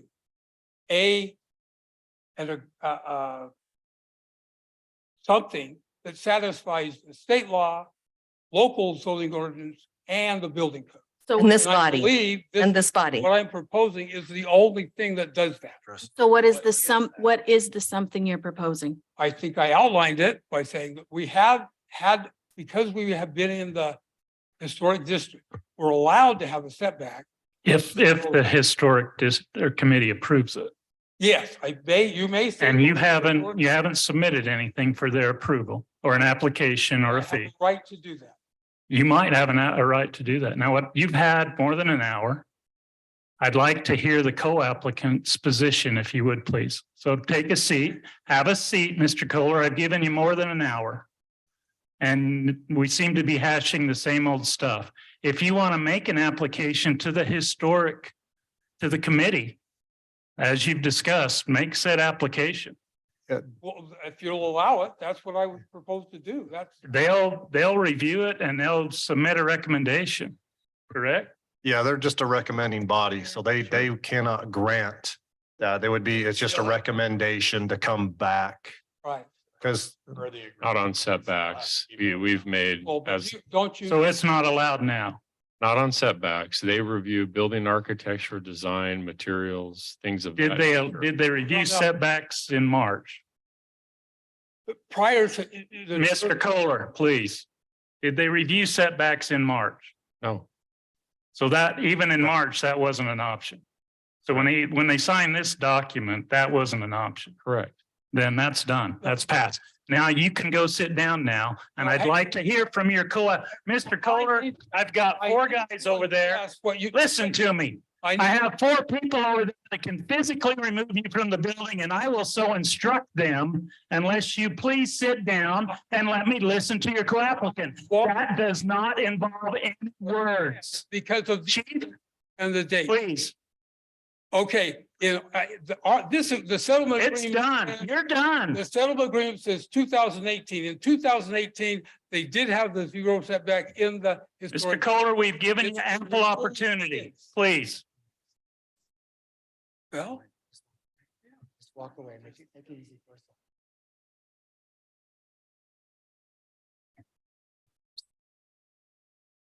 I apologize to the council for taking so much time. Just need your name for the record. Jennifer Kohler, 1190 Heights Drive. Thank you. Ms. Cole. First of all, I want to say thank you for your time and attention. I really feel like this is an exercise in compassion on your part because you can tell how important it is for my husband and co-owner to be heard. He doesn't feel like he's able to communicate his point of view and be understood. And I think he's so convinced he's valid point of view that it will be you agreeing with him that then he will feel heard. So I appreciate your time and attention. I know you're volunteers and you're doing this out of public service. I'm going to be very brief. I made a couple of notes. My point of view, what brings us here tonight is different than my husband's, but I'm hoping it's complementary. My point of view comes from an ethical point of view. He's interested in regulations, legal procedures, that kind of thing, and I understand why. But my focus is on our ethical obligation to be the best possible neighbors we can be. On that point, I feel that we have not performed as well as necessary. I think that's obvious. We neglected to fully take into account our neighbors' privacy concerns and communicate with them in a timely way. I will just say in my defense that for 3 years during a construction period, I was completely out of my depth and overwhelmed. And I just didn't have the extra mental bandwidth, if you will, to reach out like I should have reached out to people to make sure we were in a good situation. He and I were both very surprised when our neighbors were upset when they expressed that to us physically. If I'd been better at communicating before that, that wouldn't have happened. My desire to act in an ethical manner remains the same, whether or not the city council approves or agrees with the Dick's position on regulation and law. So it's a separate issue for me. I prefer to do it in a voluntary manner, but if it is compelled, then that's the case. Having said this, I'd like to make a request under option 2 of our settlement agreement with the city from earlier this year. I'm requesting that in lieu of option 1 that was approved earlier, option 2 would be an additional staircase located in the north end of the Arrowhead building that would serve all of the maintenance work and any potential visitors. The existing staircase on the south end would remain and be for the exclusive use of the permanent residents, like other staircases in other residences in the neighborhood that also have exterior 2-story staircases. The second staircase located on the north end would provide some measure of privacy for our neighbors, Shawnee and Josh Cram, who share the longest property wall with us. This option number 2 is the one that they prefer over option 1 in a text message of November 20. They point out that the approved option 1 screen wall does not offer them any additional privacy, as the screen wall would not be installed in their direction. Option 2 also provides, in case of emergency, a second exit from the roof via the existing stairs, which I would guess would always be a plus. Please let me know what questions you may have. That's all I have in my request. And I know you referred to some drawings submitted for a building permit. Mayor, can I make a comment? Sure. I just want to express my appreciation to Mrs. Kohler for her work on trying to resolve these issues. I've spent some time with her, and I feel like our conversations have always been constructive, and I appreciate that very much. I do have a question about your proposal. I have heard reports recently that there have been events held at the inn where people, members of the public, people attending the events have been on the south stairs. I don't know if they've gone all the way to the roof or they've just been on the stairs. But Can I respond to that? yeah, and the reason for my question is under the settlement agreement, one of the things that was agreed was that the stairs and the roof would be off limits until the issue was resolved. Yes. And so I'm leading to the question of if option 2 that you're proposing is approved by the city council, what measures would you put in place to prevent that from happening in the future? And I'm getting, the reason I'm asking this is, of course, because of the privacy concerns of the neighbors on the south side, which has been a large part of the reasons for the things that we've discussed. So Great. That's a legitimate question. You're speaking of one particular event was a wedding reception, and 2 younger boys, adolescent teenage fellows, without our permission, walked up the back stairs onto the roof. And Heidi, my daughter that's helping manage, she discovered that pretty quickly and went up there to chase them off the stairs. So that's the incident I think you're referring to. I think in order to prevent that from happening again, we would want to put a gate at the bottom of the stairs. And that's my best answer to that. We'd have to secure that one more time, an extra level on that.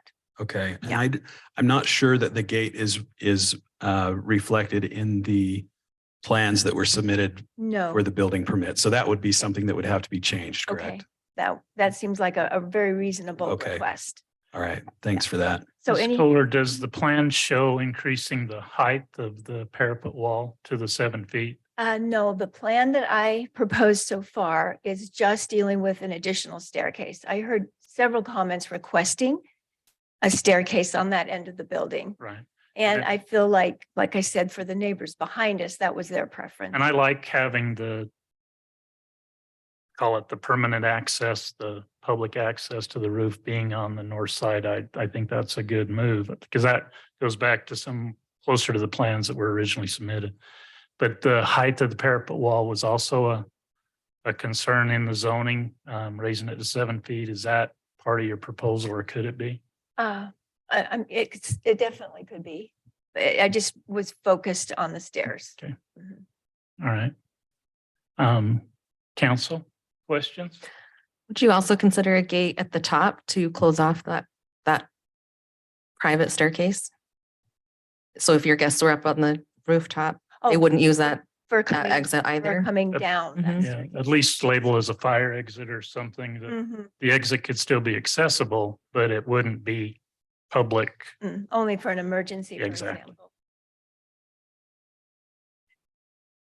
I'm just reading the minutes. And again, the original proposal that came, this would have been probably a year ago, maybe, that showed a 5 to 7 foot screening element that at the time I had saw it, I thought it was replacing that glass rail. Again, that came back as a different where it was out on the fence, but in reading this, the 2-ish, that was brought up as why not simply screen the stair and raise the parapet as it seemed. And the comment back was it would be too cost prohibitive. But, and again, we discussed moving the stair to the other side, which I agree with, but it seems like that would be as cost prohibitive as simply screening what I had thought was a 5 to 7 foot solid screen and then raising the parapet. It's discussed in here with planting, with raising the planter, just simply raising the parapet. Mhm. All 3 of those are discussed, but the concern I would have is simply that is it seems like simply raising the screening on the south side and a parapet's cheaper than building a stair, albeit building a stair on the north side is going to do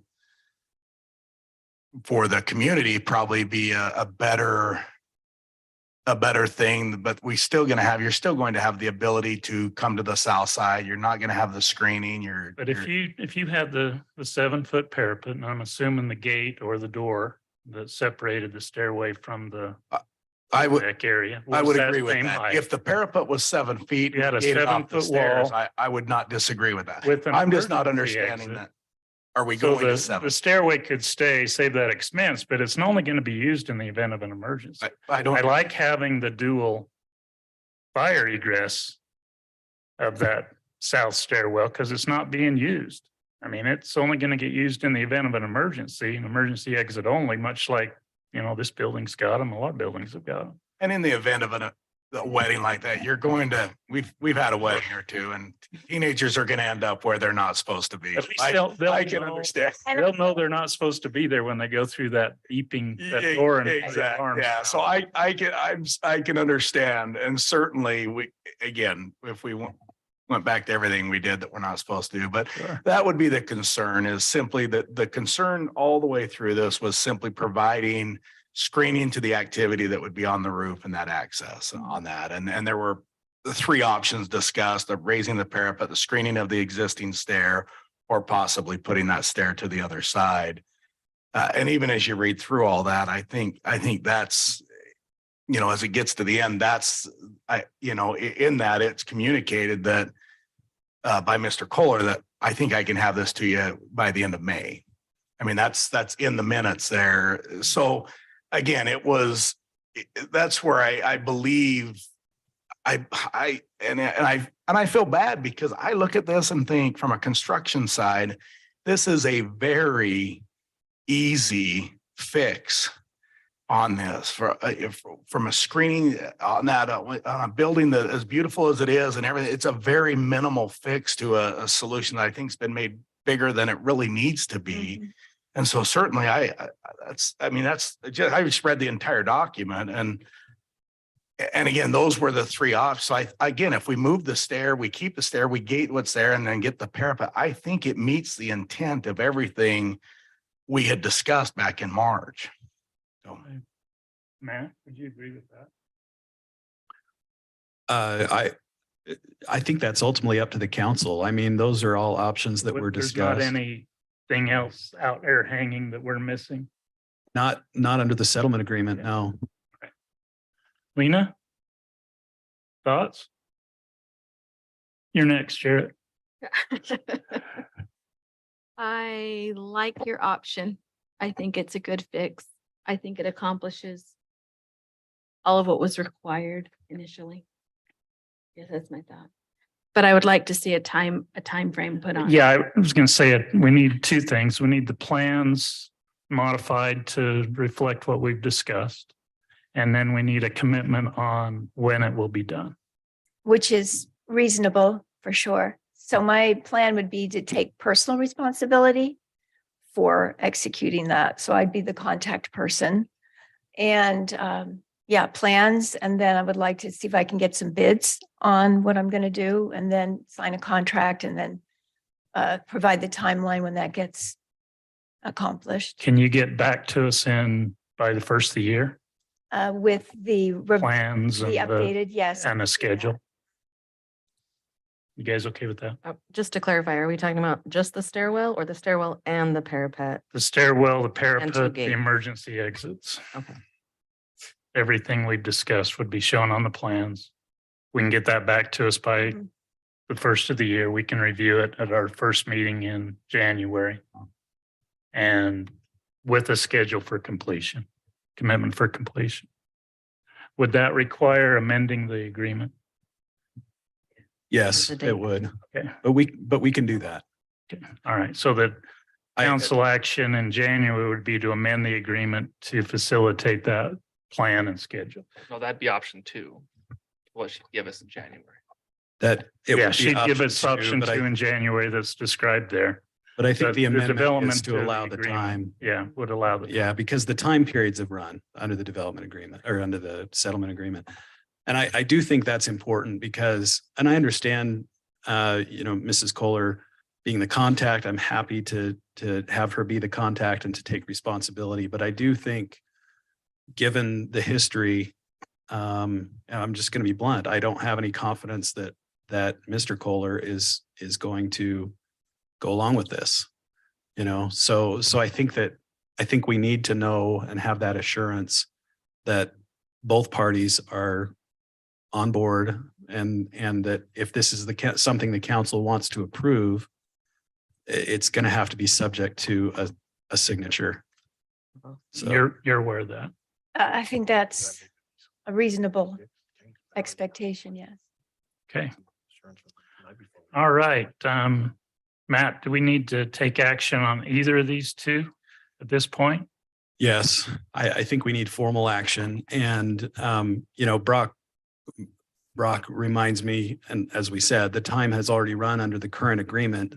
And so until we get an amendment signed by all parties, the Kohlers are in default under the current agreement.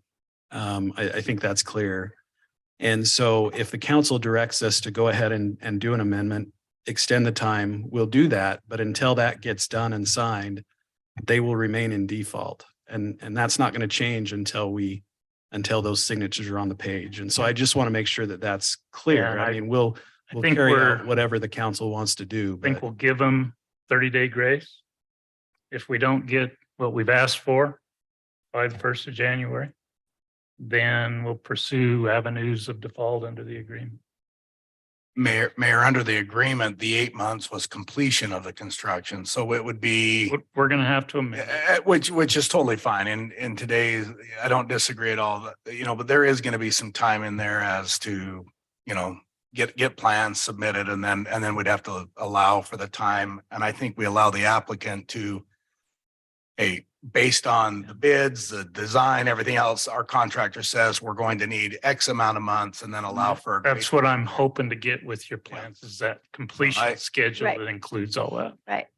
So are we looking for a deadline to sign the amendment first and then to look at I construction? think what I'm asking for, council, is a 30-day grace period for them to prepare the plans as we've requested tonight, including the relocating the stairwell, extending the height of the terrace wall, creation of emergency exit gates to the south stairwell, and a schedule for completion of when that would happen. Give them 30 days to submit that. And then bring And I We think can those review should that. be part of the amendment. and when that it's would signed. be incorporated into the amendment that would be on our agenda early in January. Mhm. I think those things need to be part of the written agreement. The only thing I would add to is a longer period, just based on the deadline, it ran out on the 18th. So they're already 2 days. So if you did 30 days from that, it's only giving them, Yeah. 2.5 weeks to come get that done. So In 45 days. whatever, I just make sure not 30 days and It's Christmas, bro. And I don't think, I want to speak just on, reading through this and going through all the minutes I wasn't in all these meetings, but from everyththing I read and all the meetings I've been in, I don't think we want you to succeed. We want a resolution here that works for the applicant. Even the residents spoke up in that. It's just that it's a thing that it just doesn't, it doesn't feel like it needed to be this. And certainly reading this, I just went through what we went through tonight and I'll compare minutes, but we want you to be successful. We want the project to be successful and we're down to a detail. So allowing the time that you need, again, if the applicant would have came in 6 weeks ago and said, I needed another year, based on these situations, again, under that, the roof's not being used. There might've been one incident, but it's not I think the applicant wants the use of the roof and certainly is a valuable part of the project. And so I just want to relay that we want you to be successful. We want to make this easy as possible. And it doesn't need to be, like I said, I would hope we can do anything we can. Again, given the time needed to review the document, prepare the new document, and then the time needed to construct it. So the good news is there should be more contractors available to get it done. So I hope so. And after 3 years of building the project, I feel perfectly capable of managing a staircase. So can we, if we want to bring this back for the first meeting in January, which Brock tells me is on the 11th of January, we obviously need some time to get anything to the city council prior to that. So do we want to set a deadline of January 4th, which is a week before? And then That way we can get it in the council okay with packet, that? get it on the agenda. You okay, Ben? I'm okay. Does that give you plenty? I of give you time. Okay. So So are we, back to the business. yeah, are we tabling 2 and 3 then for right now and then just grant? No, I would like, I think it's important that the city take action tonight. You know, the two items that you have before you is first, an amendment to the agreement outside of any option 2, right? And if and it seems pretty clear that the council's not interested in doing that. And so, you know, I'd propose the council make a motion either to deny that or to take no action on that. But I think some motion and a vote is important. And then I think on the second one, because we're doing this under option 2, that would fall under item 3 on the agenda.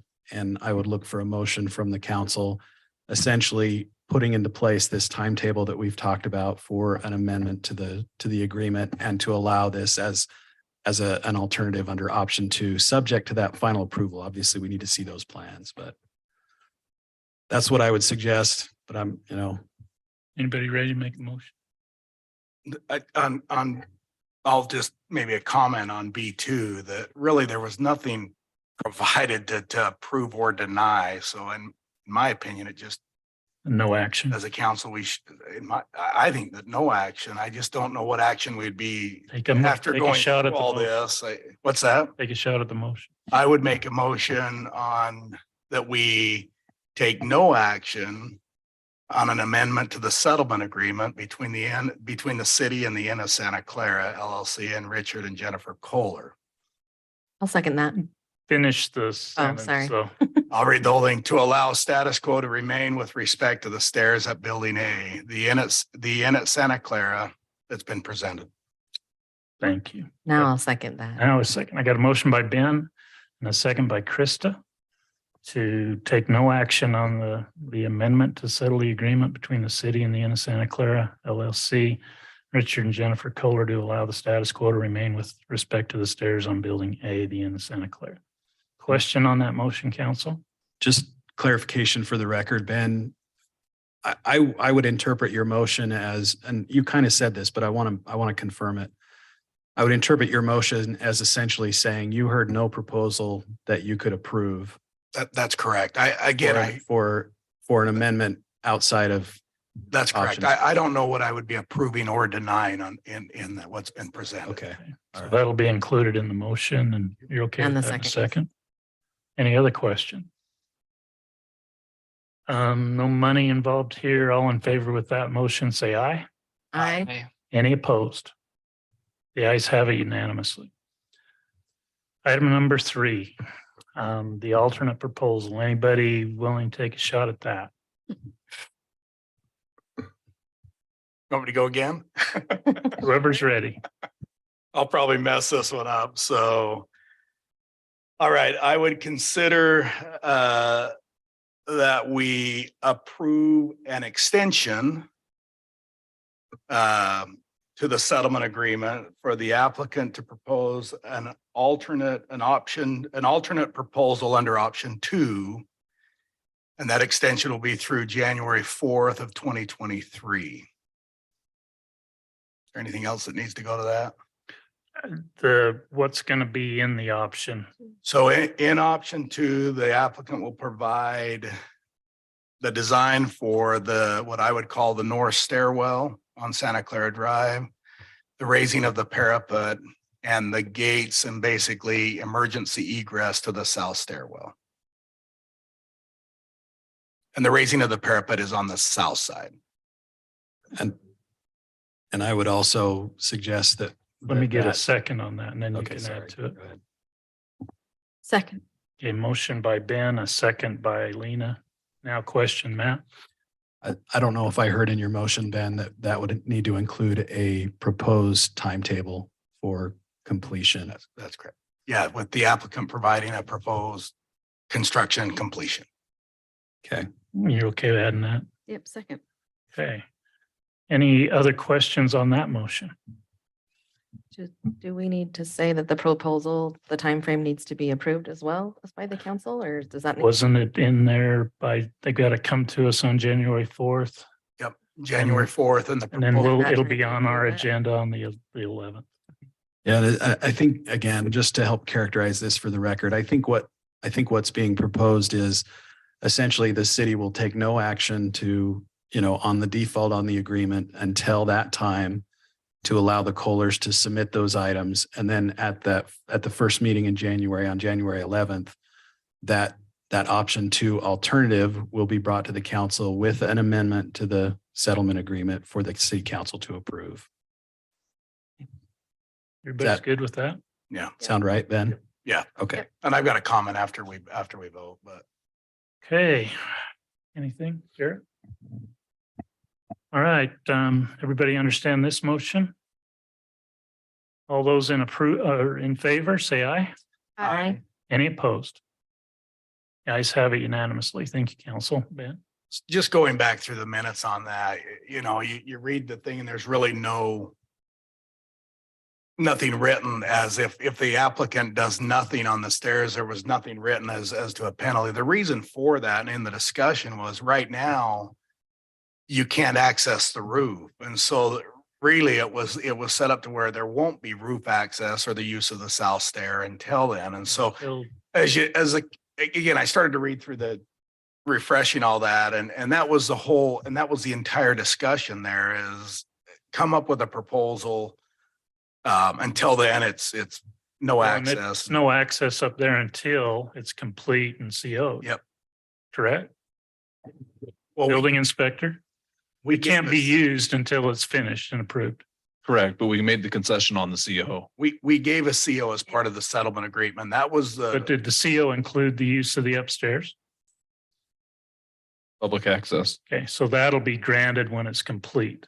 It can't be used for public access, even if we approve this on the 11th, until the actual construction is complete and you sign off on it. and that was written in here, Mayor. Okay.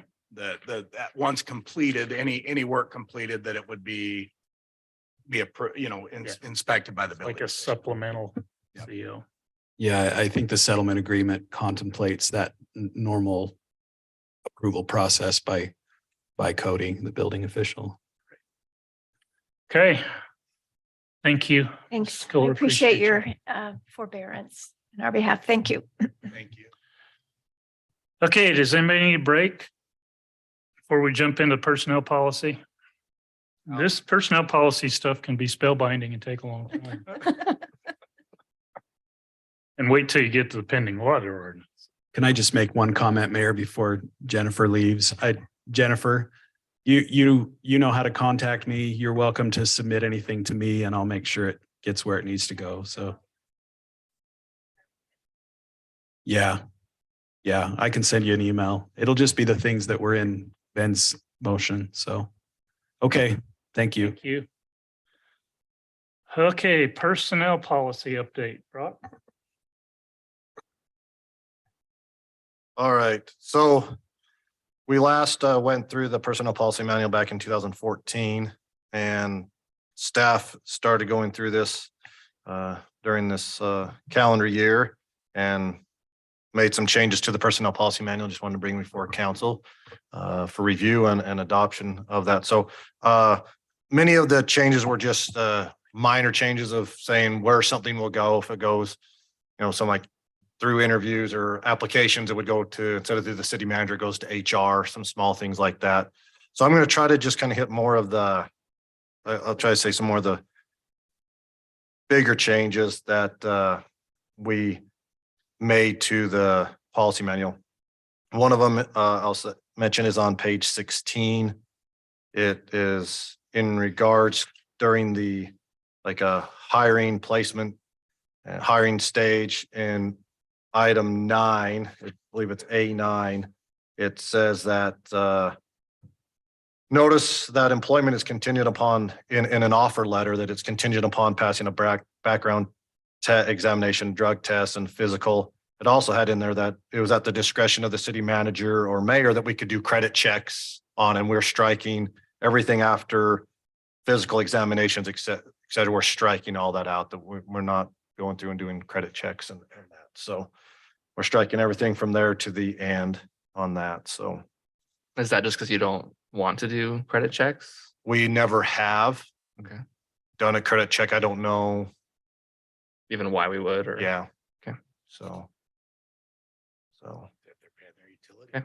I've never, me as a city manager, the previous ones or the mayor, I've never asked to do a credit check.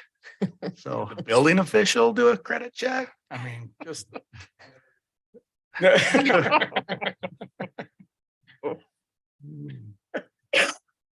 Okay,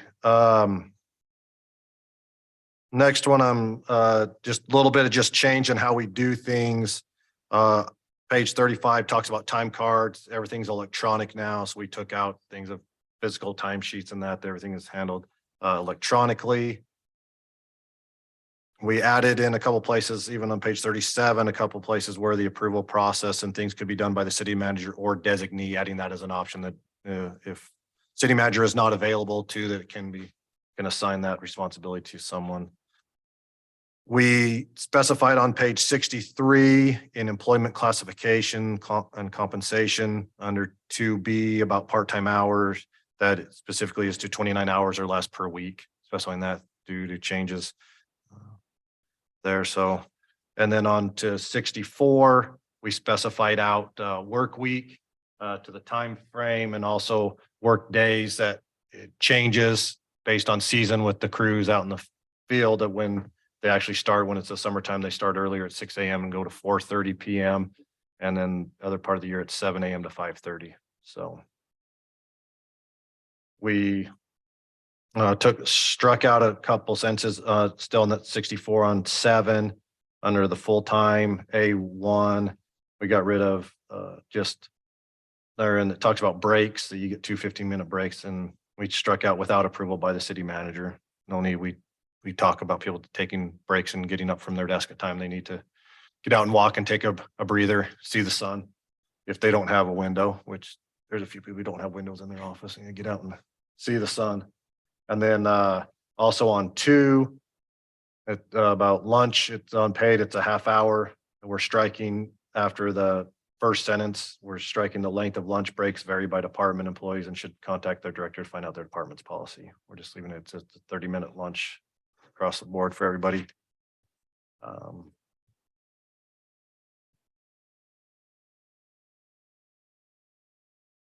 The next one, on page 69, we have under salary planning. Under 3, we're striking all of number 3 out on appointment of pay for newly hired. As we've adopted a little pay policy that this last year what we're trying to work towards. So in this one, it talked about how the city manager could approve up to 25% above the minimum. We were trying to bring people in at 80% and then working through. So we just struck that, since we kind of have a pay policy that we're trying to work through right now. We added on 4, we added on that first sentence, after the approval of the mayor and council shall adopt merit increase guidelines subject to funding approved in the budget. We added that subjected to funding in the budget approval, and then we struck out effective July 1st of each calendar year, subject to funding in the approved budget, because it's stated already with that. Just a little more clarification. 70, we added with that, we added a sentence under permanent full-time and part-time employees are eligible to receive merit increases, but we added employees on probation are not eligible. So no employee that's on probation, which is usually the first 6 months, they're not eligible for an increase until they come off of probation. We under 5, selective salary adjustment, we struck all of line B. We have a policy how we're trying to work through, as we detailed out, going from that 80% and working through. On promotion under 7, we struck out B. The city manager with concurrence of the mayor and city council may approve an increase up to a midpoint when a promotion results from a competitive recruitment. We just struck that whole section out. Part of the feeling was in that from the staff's review is every time we hire somebody to do something, do we need to come back to council to get an approval on hiring where in the range to hire? So Struck that. Next one is page 75. We on page or 74, sorry, travel policy on reimbursable expenses on number 3, travel policy. We struck on A, all travel outside of Santa Clara City. We struck the / St. George community and just added and put Washington County. And then we added E down there, we added whether they have a check, or a lot of times for directors have a credit card so that they can use the credit card for their travel expenses. And then on F, we updated the per diem from $40 to $59 was following the IRS, what their per diem is. So it goes to $12 for breakfast, $17 for lunch, and $30 for dinner. And on 3 added that the amounts we paid in advance after submission of an approved travel request. So,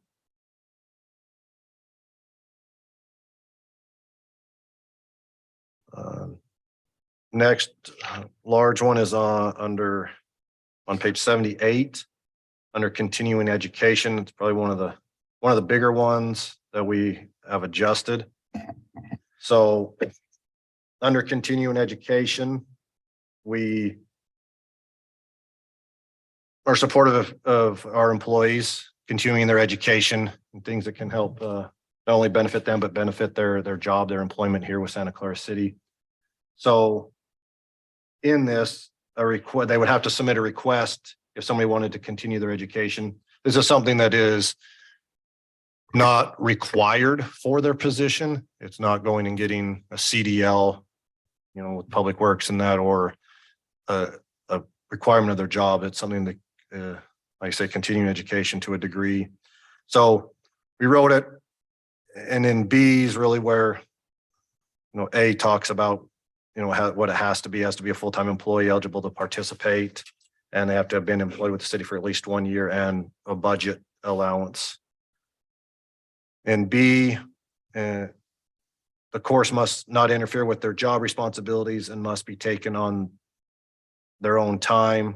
The city will reimburse 75% of tuition and fees upon proof of successful completion, with a $3,000 maximum reimbursement per fiscal year. So somebody can go to school, we'll reimburse up to $3,000 in a fiscal year for that person. And that will be something in the budget. We'll have to decide how much we budget in general. In my time here, we've had 2 people use our education reimbursement. So I was just gonna ask, what does that look like? But it's 2. So this could be anything. This could be, and I think continuing education, I think your lineman, in the plumbing, electrical field, accounting, all that has to take every 2 years, have to take your continuing education. But this could be anything. This could be anybody that wants to enroll to go get a degree in something. Sure. That's okay. Yes. As in the start of it in 5 is furthering their education in training areas that will enhance their job performance. And that's the ideal thing, is that it's something that in the position they're in, it could be Sherry Lair in as a treasurer might go, I want to go get a finance degree. I want to get something that will help in that. Or, it could be something else in parks, might want to go get a degree in, I'll just say trees, arborist or something, something along those lines, or landscape, architecture, something like that. So something would benefit. Plumbing, any of them. Plumbing. We got a plumber. Oh, so looking for a side job or?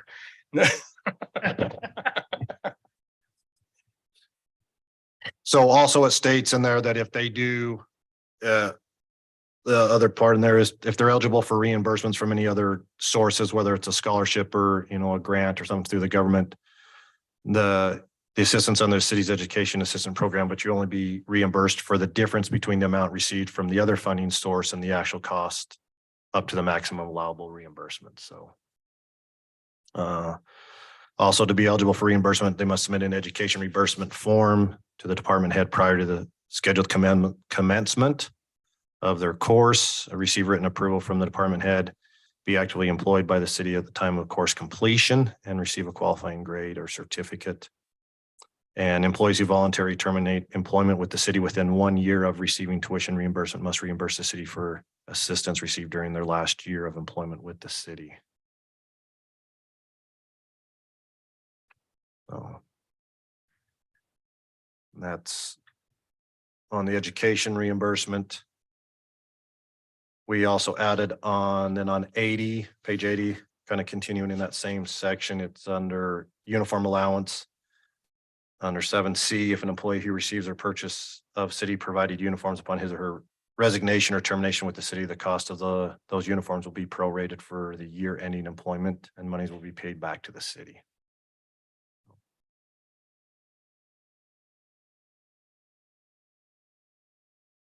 All right, next item is on page, I would say 85.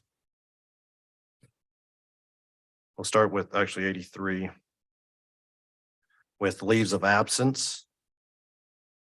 We took under 2 annual vacation leave, part B.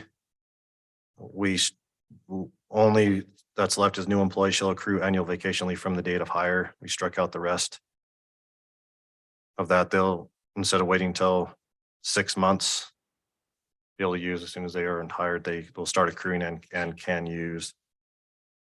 We added a part E, vacation time is accrued on the second pay period of each month. And we struck out all of F. Because it accrues on the second pay period of the month, but it was in F, it was, well, if they're hired on between the 1st and the 15th, they can. If they're hired on the 16th, they don't. Get a little problematic with the payroll software. So we just struck it when somebody hires, if they happen to hire before the second pay period, they would accrue that pay period. So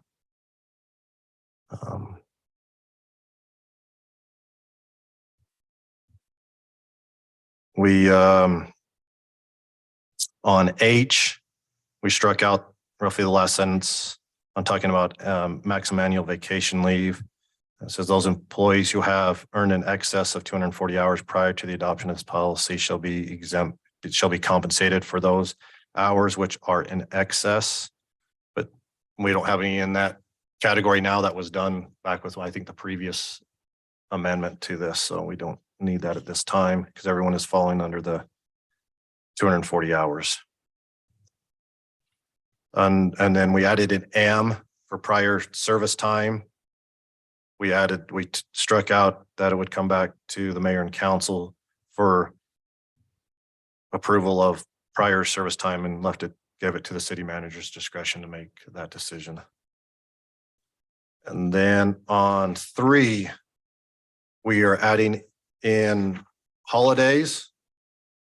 So we needed to add in Juneteenth and also would like to add back in Columbus Day, which would bring, I believe, to 14 holidays, which is consistent with all of our neighboring cities. More than bankers. So, You want a side job? and we added, took out C, part-time employees are not eligible for holiday pay.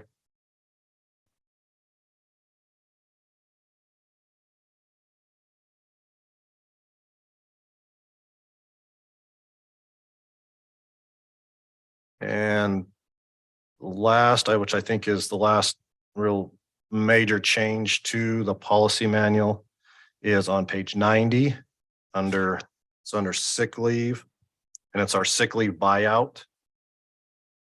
So on our sick leave, we have a sick leave buyout that happens annually based on how much sick leave you have. So how it currently is that once an employee reaches above 300 hours, they're eligible to participate in the sick leave buyout. Employees accrue 1 day a month or 12 days a year, so 120 hours. The policy reads that each year to be eligible, you have to be above 300 hours And of those 12, you have to put 6 or 60 hours into that sick leave bank. And then you could buy out the other 6 or 60 hours that you didn't use. So for every day you used in that year, if you used 1 day, you'd only be able to buy out 5. If you use 6 sick days, you could not buy out any.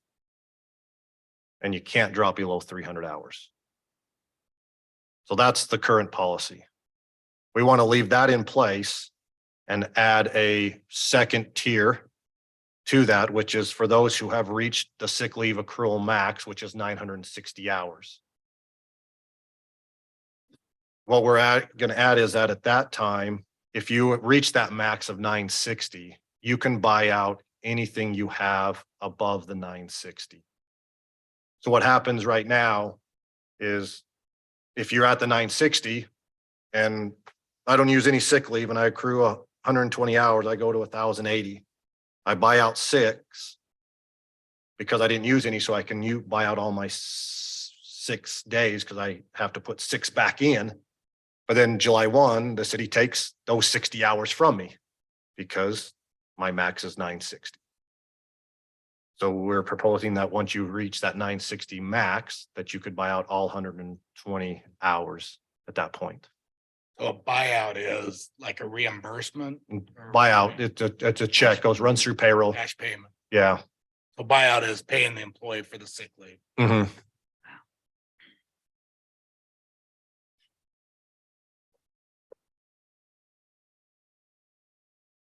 That's the last real major big Is change. that normal or again, Cities do it differently. Some will allow you to accrue unlimited and then pay out a percentage when you retire.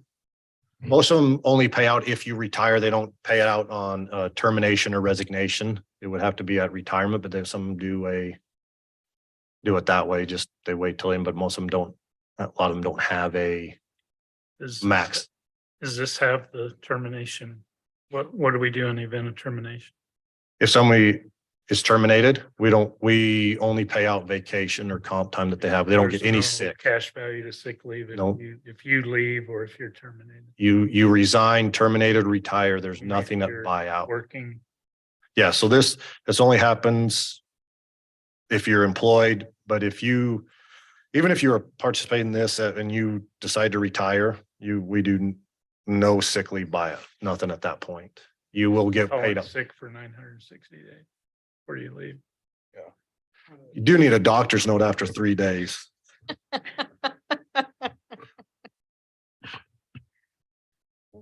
Yeah, and ours on page 89F talks about termination. And it says retiring, resign, or otherwise terminated employee shall not be compensated for unused accrued sick leave.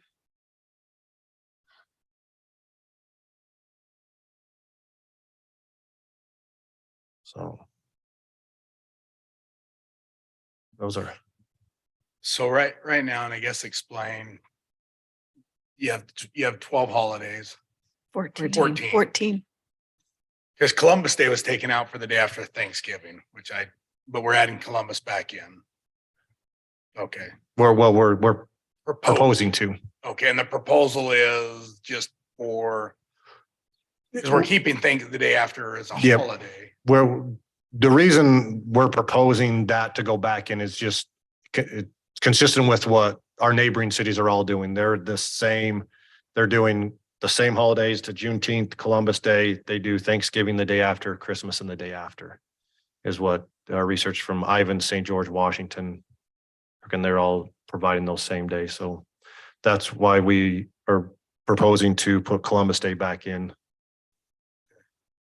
And then is there vacation? Those are the vacation days. Is there vacation? If you work with do you get a week's vacation as So 2 or how does that? So vacation is accrued years 1 through 5. You get 2 weeks a year, if that's what you're asking. Yeah, Then, that's what I'm asking. then 6 through 11, you do 3 weeks, and 12 plus is 4 weeks Okay. with a maximum accrual of 240 hours of vacation is the max you can carry over from fiscal year. So on July 1, anything over 240, you lose. you lose. There's no There's buyout. no buyout on that. Mm-mm. You want to take your vacation.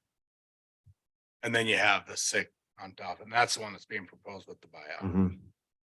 Yeah, so the sick leave, we're just adding the sick leave that was already there at the 300. When we just leave, nothing changed there. It's just proposing to add that second tier for those who are have accrued to the max. I'm just trying to do them, figure out the days. Okay.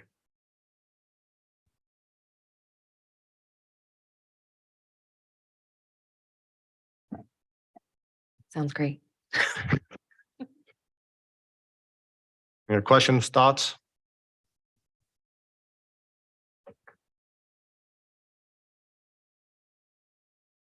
Any questions, council? Is this discussed?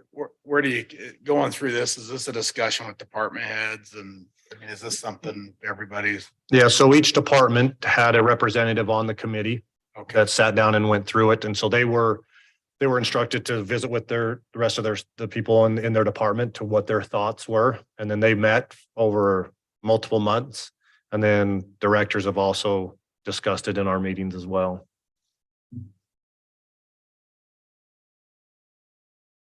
my only comment, and I'm going to speak from the private side, is, because we've had this discussion and bear with me because I think it's a good point. This would allow basically 2 months vacation, sick, holiday, everything else. Which, again, in the work market, you're having to, when you've got that going, okay, now we've got to add workforce, which under what we just reviewed, for every personnel that's hired, you know, is you got $19 an hour that's state benefits, even for the starting personnel. So we found in the private sector, it's almost better paying for, and the personnel actually may like that I would rather be paid for, instead of giving, you know, basically 2 months of sick, vacation, holiday pay. I'd almost rather be paid where, and maybe I'm wrong, but because if you have, you know, basically 20% or, 18% of your time off there, you're going to have to supplement that with additional employees. Again, we work at a minimal workforce anyway. I think everybody's struggling, and certainly the city staff, but I don't know. Like I said, I look from our side, we're paying employees, we're giving their Christmas, we're giving them, you know, a 2-week basically bonus, give them a week off. We're trying to incentivize them. Hey, we need you to work. We'll give you cash and pay you for that. But it just, that's all I'm thinking. And in a time where and again, maybe morale and maybe needs that kind of time and all that, but it just seems like in a time when we're trying to replace and trying to hire and short staff, that, you know, is that a better, certainly the holidays, I get that. The holidays in there, but the sick leave and the vacation, I don't know. I don't know if there's and maybe it's not a problem. I know we've had to add personnel, and I'm speaking just out loud for everybody to maybe that's just what we found from the side going, we need personnel on the ground, boots on the ground, and yet there's a balance because you need time off.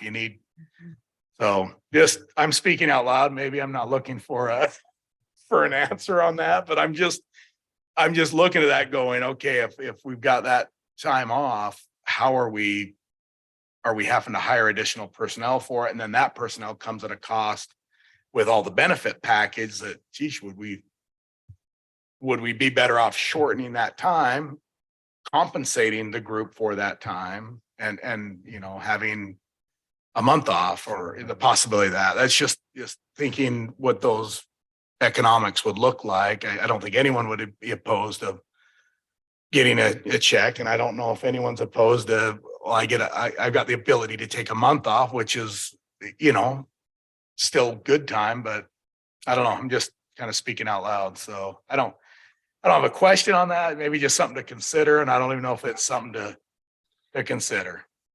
So. Yeah, I think in that, Val, I think as you said, and we probably went through all of our staff, you probably find the mixed feelings on that. Some would say, hey, I'd rather take, more pay and less vacation. Someday I'd like that, I think would be mixed. I don't feel like as staff that we rarely get put in a predicament. We rarely do of like not having staff. It happens on occasion. And usually it's, there's people are on vacation, then people get sick. I mean, more that issue that it's hard to control that way. Vacation wise, I mean, I think a lot of the staff, that sickly buyout, they really like. And so part their vacation stays down because when they're sick, they can use vacation as far as our policy. So they use their vacation, which kind of keeps their vacation down. So they have that, they can get to have that buyout. That's not everybody, but And that's maybe we're not, I mean, when I look at the max on here, I doubt there's too many employees that are taking, 2 months off in the year. I guess that option's there, but again, I'm just saying that I don't think it would cost the city any more money. It might be actually to have the option to say, hey, we'd rather have you here working, knowing that we wouldn't have to fill another position to replace that, collectively, let's say it's 2 additional personnel. Maybe it's not. You're saying it's probably not, but I would imagine paying for those hours or allowing additional vacation or, it to be paid out versus the time off, requiring the time off. I don't know. Are you suggesting like a buyout for vacation hours then? Well, I'm just saying if you have the time off and it's all taken, is that requiring additional personnel to be hired? Again, you have to have vacation and all that. So I'm just trying to, in a time when your benefit packages and all of that, hiring an employee is from our perspective is more expensive than paying on employee overtime. Yeah, and I honestly, I'll say one of the things that they went through was a discussion about at vacation. Because we have multiple people every year that don't get through their vacation and they lose it. And there was a discussion about, do we ask for a sick or a vacation buyout too? But we felt like where we were at, it was good and there wasn't. So, but we do encourage people to take vacation because they need it. They need the time away. And some of the, I guess, fear would be is that people won't go on their vacation so that they have it there to go, which like I say, right now with the sick leave buyout, it kind of people use more there's a fair amount they'll use their vacation over their sick leave so they can get that buyout. So it keeps their vacation down to where they're not sitting at the max or more. So. And I get it. Again, I'm just maybe speaking out loud, but the reality is those numbers are there. And, I think a lot of times we look at, well, we don't want to do buyouts, but it's actually from a budgetary side, from a business side, it's actually cheaper to pay overtime, to pay buyouts, things like that, than it is to add employees to cover for those.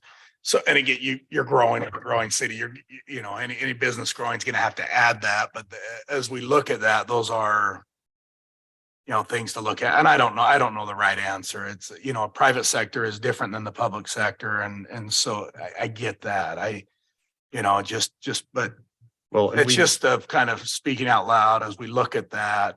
well, and we need our guys, ladies here. I mean, you talk about Power has like 1 or 2 guys gone and they struggle to what they can do because they don't have the manpower to go and do certain things. And same to, Public Works, if a water break, how many do they got to get down in a trench and do things? And so, yeah, we're, building goes out, our 2 building officials are gone. We don't have building inspections. We've got to call Ivans to help out or Sunrise. And so, yeah, we want our people here as And much I as get we both. You can need have them them. here, you need them to take vacation. Again, I'm just speaking out loud as I don't have an issue with this in there. I think but those are, as you look through there, I'm just saying, as you go through that, I wouldn't be opposed looking at something like that if it kept, if it didn't put a stress on the personnel and kept, and I think we're already doing that. I think we're short-staffed as it is. And I think most companies and cities are. So you're doing more with less than it is. So that's just something to think about. Okay, thank you. Other questions, comments, council? I just have a quick question on page 64, where it talks about the work days. Yeah. I'm just wondering if burials and tournaments are contemplated in that. Like it says, if you're in law enforcement or fire protection, it's just as directed. But burials are often on Fridays, right? Or Saturdays, and tournaments are on weekends. Yeah, so. I can, Ryan, but I'll take to my shot at, so if they work a tournament. If we know a tournament's coming in, there's really kind of two options that they have. They just work the tournament and they get paid their overtime, and they'll get paid overtime for working additional time. The other option is they could work that time and continue to work, and just instead of getting paid overtime, they can comp it. And so it goes into their comp time bank, goes in at time and a half. The other option is to flex their time. They could say, well, I worked, and that would be with the director supervisor's permission, say, hey, well, I worked, all day Friday and all day Saturday at tournament. Can I flex, and I'll just take Monday and Tuesday off? So, but that, I know that times then also puts short staff on Monday and Tuesday to what can happen, especially on Tuesdays, our mow day, and we need about everybody here on Tuesday. But that's at the direction of the director to be able to do that. And burials, if they get called out on burials on weekends, most time we try to plan staff. It's usually who's on call. They're planning, if they get called out on a burial to do it, then it's call out time, which is at time and a half. So they get paid overtime to do it on weekends. Is that correct, Ryan? Okay. And does that need to be contemplated in this section at all that stuff? We can clearly add it in. Should be. It almost be like on C, or like there's a D, if there's Yeah, so outside of work over on hours or- 66, it talks about, callback time. It doesn't get into specifics. To comp time, what gets there, but like callback, all employees called back to work during their scheduled work week shall be entitled to callback compensation for actual time worked. So if anybody gets called, what happens if the on-call guy's home and gets called out? They're getting paid an amount just to be on call. Then if they get called out for a water line break, they'll get paid for an hour of time that they come out and investigate and see what happens. If they call anybody else out to help them, they'll all get called. They'll get call out time, which is at overtime at time and a half. So we can specify, if we want to specify for weekend work. But I mean, I'll refer to you. That was just one thing I noticed that wasn't in there anywhere. yeah, And it happens a fair amount, I feel like. yeah, but it's not their standard work for work days. It's just not their standard, but we could add in a D, that the work week could vary based on with tournaments and that, but we try to keep the work week to that, and then those are just extra days for overtime. So, but the standard work week is what is presented, and with public safety, I mean, they're working, a different 4896 or whatever they're, and police are doing. So. Okay. We can add something in there to say weekends. Maybe just With ask your tournament. department heads, Yeah. what they think. So. Okay. Any other questions, comments?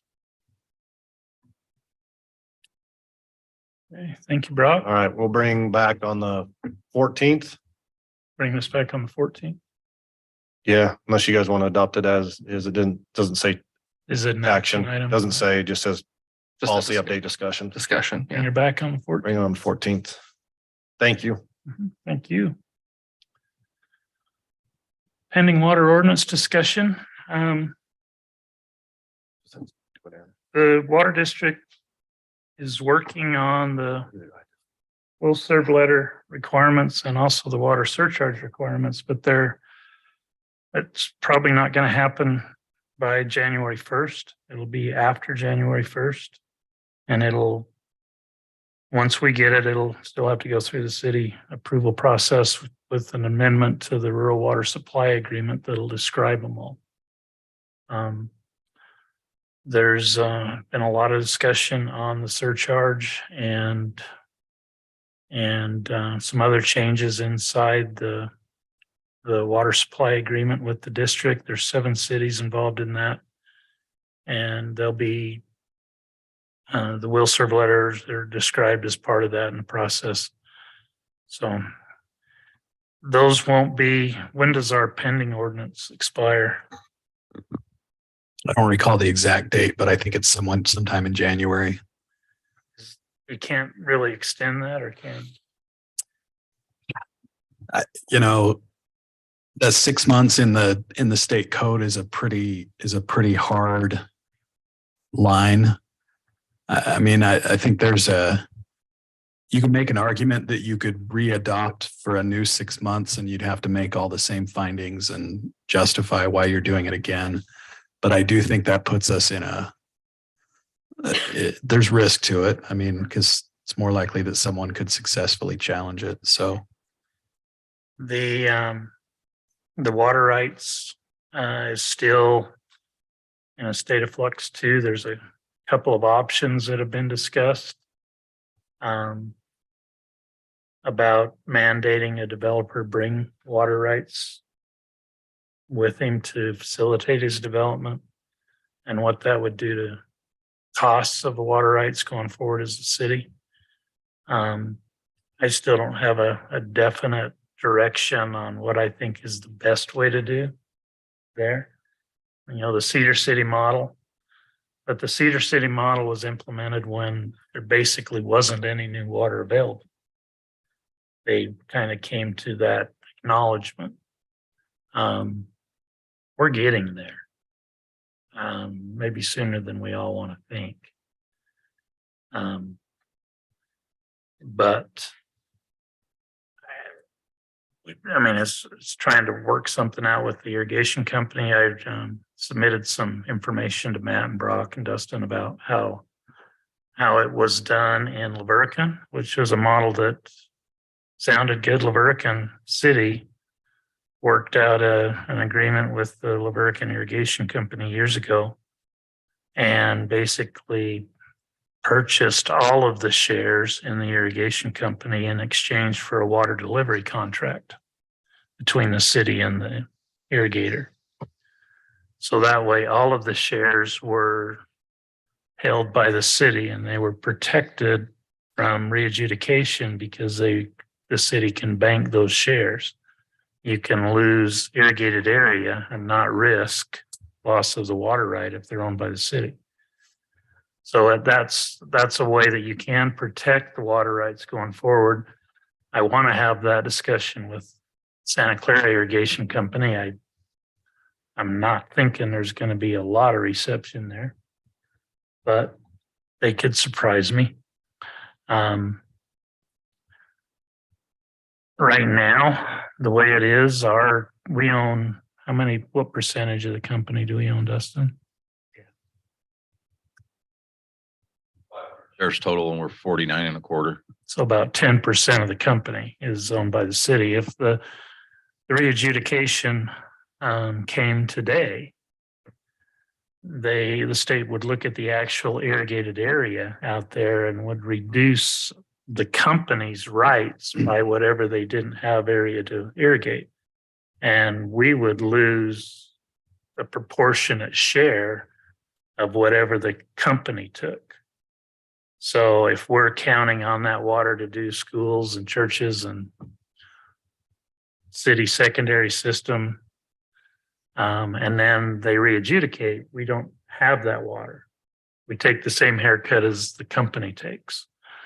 So the Laverican model kind of eliminated that. You back out that water, the city can bank it. I don't have to have land to irrigate, but that I have to be able to provide wet water for my contracts, but I can buy those contracts out over time. As a piece goes out of irrigation, I can buy that contract back. There's terms in the agreement where the water has to stay in the city, can't go outside the city. So the city can't sell it to anybody else. So there's some incentives to keep that water local there and protect it. The city would own and maintain the entire system, so you would have your O&M costs would go up significantly, but you would be collecting, everything would be metered, and you'd be collecting rates on the irrigation water that's sold. So we're working on that. There's a lot going on in the water thing right now.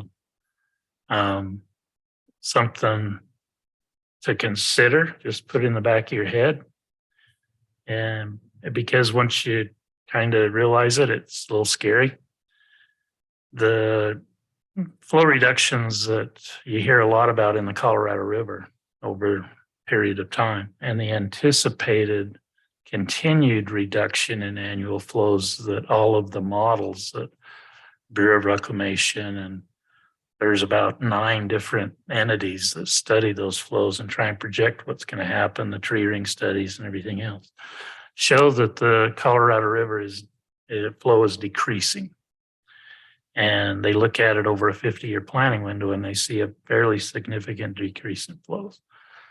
Understand that there's a direct correlation between those Colorado River models and the Virgin model, the Virgin River model, that they've got 100 years of data at Littlefield that they compare. And so we can anticipate future reductions in the amount of surface water available to the water district from the Virgin River.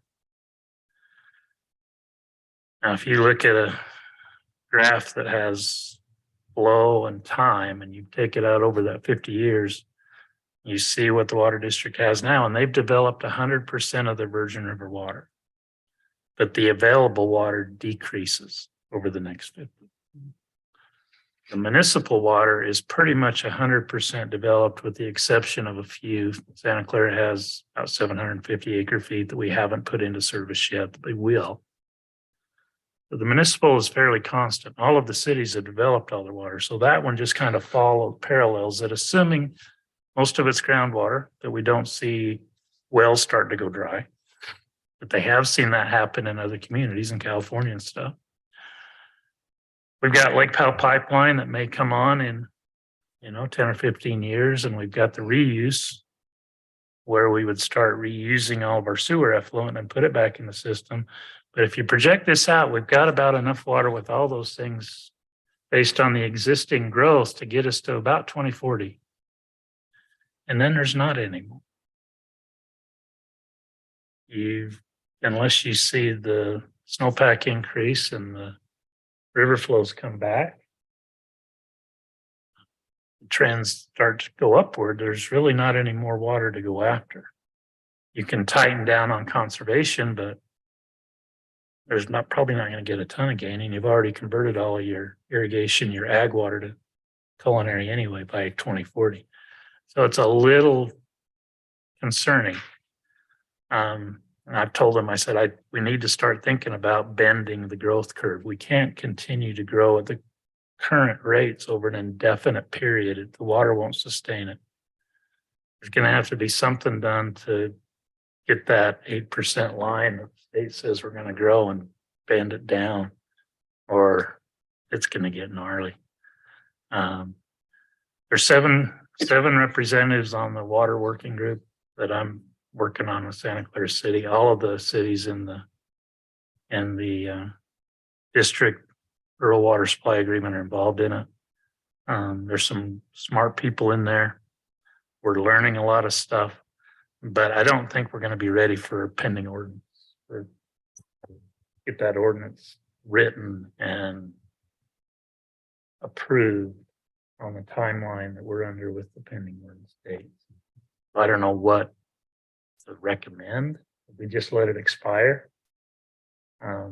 We do have how much development was submitted after we implemented it.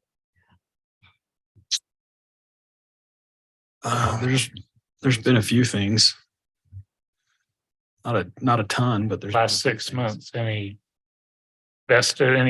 subdivisions got new vesting? Goes And Jason. I guess complete applications, Jason Lindsay, maybe. So that's only 5 lots. That's not a huge number. Because so maybe the plan is it'll expire and we'll get a little something going. If we need to, we can put a new one in, change the wording on it. Yeah, there was. Yeah. There was. Anyway. Yeah, I know there's a bunch of them that are going through potential zone changes or general plan amendments. They wouldn't vest until they got a preliminary plat approved. You know, Mayor, one thought I have is that if we have a pretty good idea of what it's going to look like, what the program's going to look like better than we did 6 months ago, maybe we could take the old Simplified version and then change. the old version was very vague. I mean, it was because we just didn't know exactly what we were going to do. It basically contemplated, requiring developers to bring water, and that was basically it. And then we kind of left it open beyond that.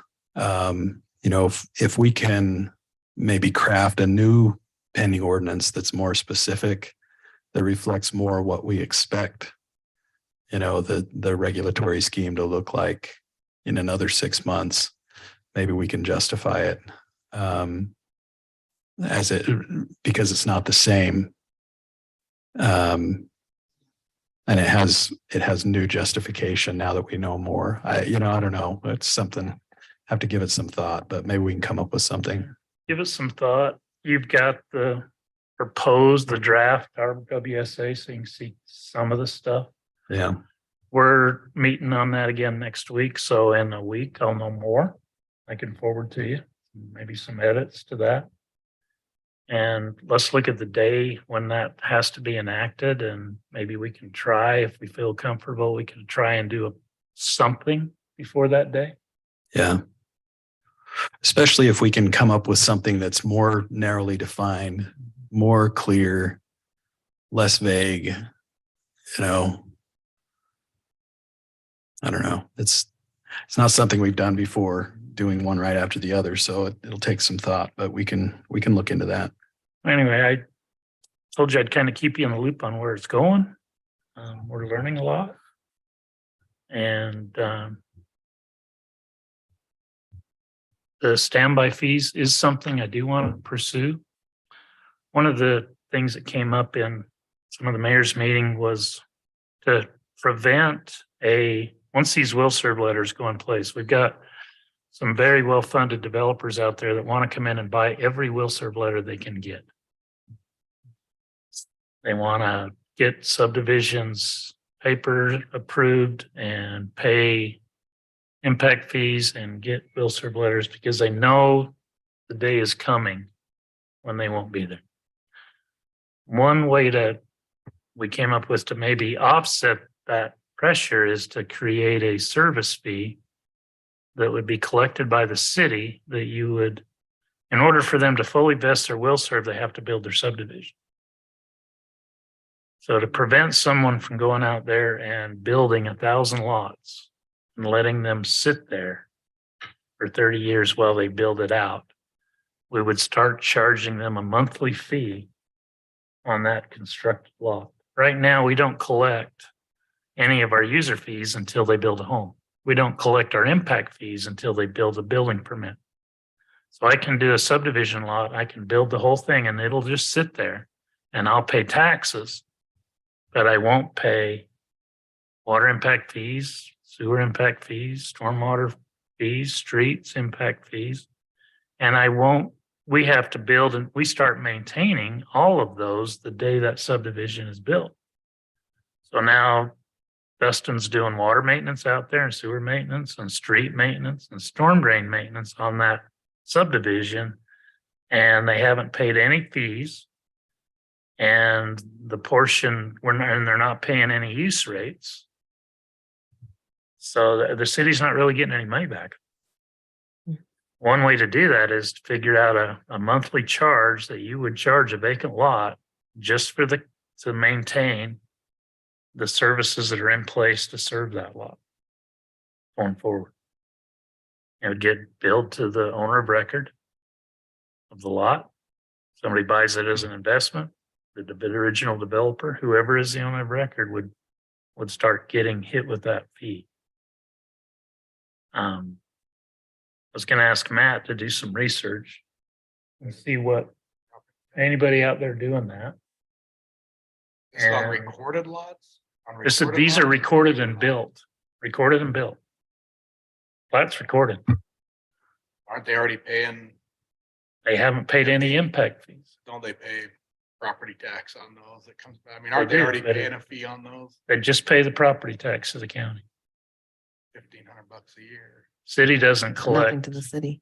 hardly any of that. Maybe that's But the city's absorbing all of the costs to maintain those roads, storm drains, water lines, sewer lines. Because you can't just build it and walk away. You've got to exercise the valves. You got to exercise the hydrants. You've got to keep the sewer lines clean. You've got to maintain the storm drains. You've got SWIP that has to be done. And you've got street maintenance. But isn't the impact fee, whether you pay it in year 1 or year 20? But they It's a haven't, one-time impact fee whenever they build it. but once they pay that, then you So would start collecting water bills, sewer bills, power bills, everything else on it too. They start paying the street fees, the stormwater fees. They start paying that once you take out that permit. You never take a permit, you never kick that in. I don't know that it would be very expensive. It has to be justifiable. But I'd be really interested in knowing if it's been done before. Because it's one thing I worry about based on the conversations that Zach has. He's got 2 or 3 people right now that have got millions of dollars they're willing to invest in a will serve layer in Washington County. Well, and that's the problem with the way they're proposing it is, you come into the city requiring water to be brought. Well, is the city buying that? And what is the cost? If I'm bringing the city water shares, You'd get a discount on your impact fees to the district. what's the number? 50% could be more. But that's the thing. Are they paying a fair value for the water share? If you're requiring the water to come to you, is the district paying fair value for the water share? And who's determining that? Or the city, yeah. Because you're doing it on the other side, you're saying, well, we're going to require that. So now water shares are going to go through the roof, but the district, are they paying that price for water share? Or are they just saying, well, we're going to give you half off, which is $5,000 a lot, or, so Yeah. it's, I don't know. That's my concern is a lot of the proposals they're putting out are only going to drive costs for the, and right, you're creating something that I don't disagree with at all. Is there any discussion on finding ways to wean California off the Colorado River? I mean, again, it's expensive, but we laugh about it, but desalination's got to be cheaper than just simply saying we're going to let the West, the interior West go away. It'll be the court. California has the senior water rights on They're the river, 4.4 million acre feet a year, and they have which the is oldest, basically you would fill up Lake the oldest Mead, Lake rate. Palani in 2.5 years. but they have rights to the water. But they've got, again, my point in that is saying, look, and let's take, instead of saying we're going to shut down the West, the interior West, Arizona, I don't know if it gets to New Mexico, but it moves that way, wherever it affects, coming from, basically 3 states for sure. Nevada, and I think it would probably go north of that, maybe into Wyoming. There's a lot of discussion at the state and even at the national level and between the upper basin and the lower basin and even between the lower basin and California. I got to believe that financially, you would almost, I know desalination's an expensive way, but you've got an unlimited resource there that allows, when you start looking at the proposals out there, including the Lake Powell pipeline, some of this coming off the Great Lakes and, some of those rivers that they've looked coming, that simply finding a way to source water, maybe not putting that burden on California, maybe that's a multi or a unilateral decision or a financial thing that would allow. That's It's not something that we can do within our ordinances. Wish we could. I understand, but I just don't know if that discussion's being. I mean, It's being held. Okay, that, Serious discussion. Been- that alone, when we talk about everything with the Colorado River Basin, that alone solves that problem for a long time. It's gonna take a while. Yeah. But I mean, we're The 30 discussions are years into having. the Lake Powell pipelines. Sure, absolutely. You know, and I don't know if we're any closer today than we were 30 years ago. But if, I don't know, if Dustin, if you can, you and Gary, well, all of you guys. Can maybe. Matt, let's see if you can find an ordinance and then maybe start thinking about what the cost would be, what that monthly fee would be that you can justify. For those things that are in the ground and not being used and they haven't paid their fees on. What's that cost the city? Something we can talk about. Be like an HOA do. Kind of, it's a lot like an HOA. Again, I look at it both ways and maybe it's like, man, you're paying. I look at the cost of just holding a lot every year. It's not cheap. So then you're going, okay, we're going to charge you monthly as well. And you got to maintain weeds on it. And I mean, it's not cheap to just let a lot sit there for I agree. a long time. So. Anyway, I'll come back with some more. If you got any questions or hear anything, forward it to me. I have a quick one. Do we need to ask our new legislator to run a bill that allows us to bank water shares and they'll never get a haircut? Well, that's, the city can do that now if they're in the city's name. But you're saying, Shares in water There- companies. It's a private water company that the city owns a portion. yeah, so could That's- could a yeah. bill be run where if we own shares owned in a private The water cities would company, be, we're always protected. protected? see what he says? I mean, that is a solution. That would help that, protect that share. The city's almost like a priority owner inside the company. So that if there's a haircut, all the other Everybody shareholders else take takes one, it. but the city doesn't. That's where they're gonna get it hung up. Yeah. Any other questions? Anyway, it's late. Thanks for entertaining me. Monument signs and menu boards. I just make a motion or, oh. Got it. Well, I just wanted to take a few minutes and discuss a couple different types of signs with the council tonight. If you could pull up, I just had the monument signs discussion with today's date on it, the next document. So in our code right now in the PDC zone, it requires that all wall signs go to the planning commission for their review and approval.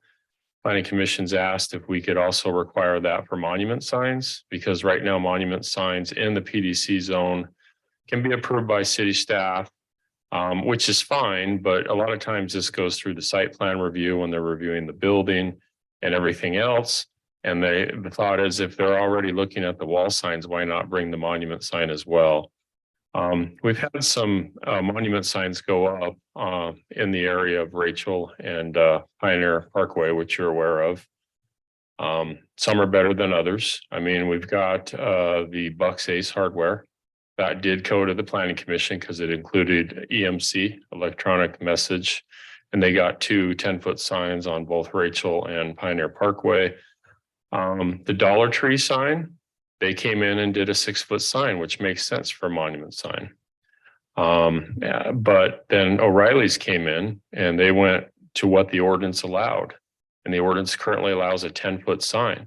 And if you look at O'Reilly's sign, they're not using that for sign face. They're using that to get their sign up out of the ground. So the sign face is only 5 feet of that 10 feet. If you look at that sign, you've got 5 foot of it before you get to the sign. And then the top of the sign's at 10 feet to get it up out of the ground. I think that's a little high for a monument-based sign. I haven't seen one allowed quite that large unless it's a shared or planned center monument sign for maybe a center like Harmon's, or smaller. You know, sometimes shopping centers want larger signs as well, but more of a shared monument sign. So I think what we're thinking is, you know, why not let it go to planning commission? Why not let them take a look at it like they do with the wall signs already in that zoning district? And why not make some changes to the monument sign provisions?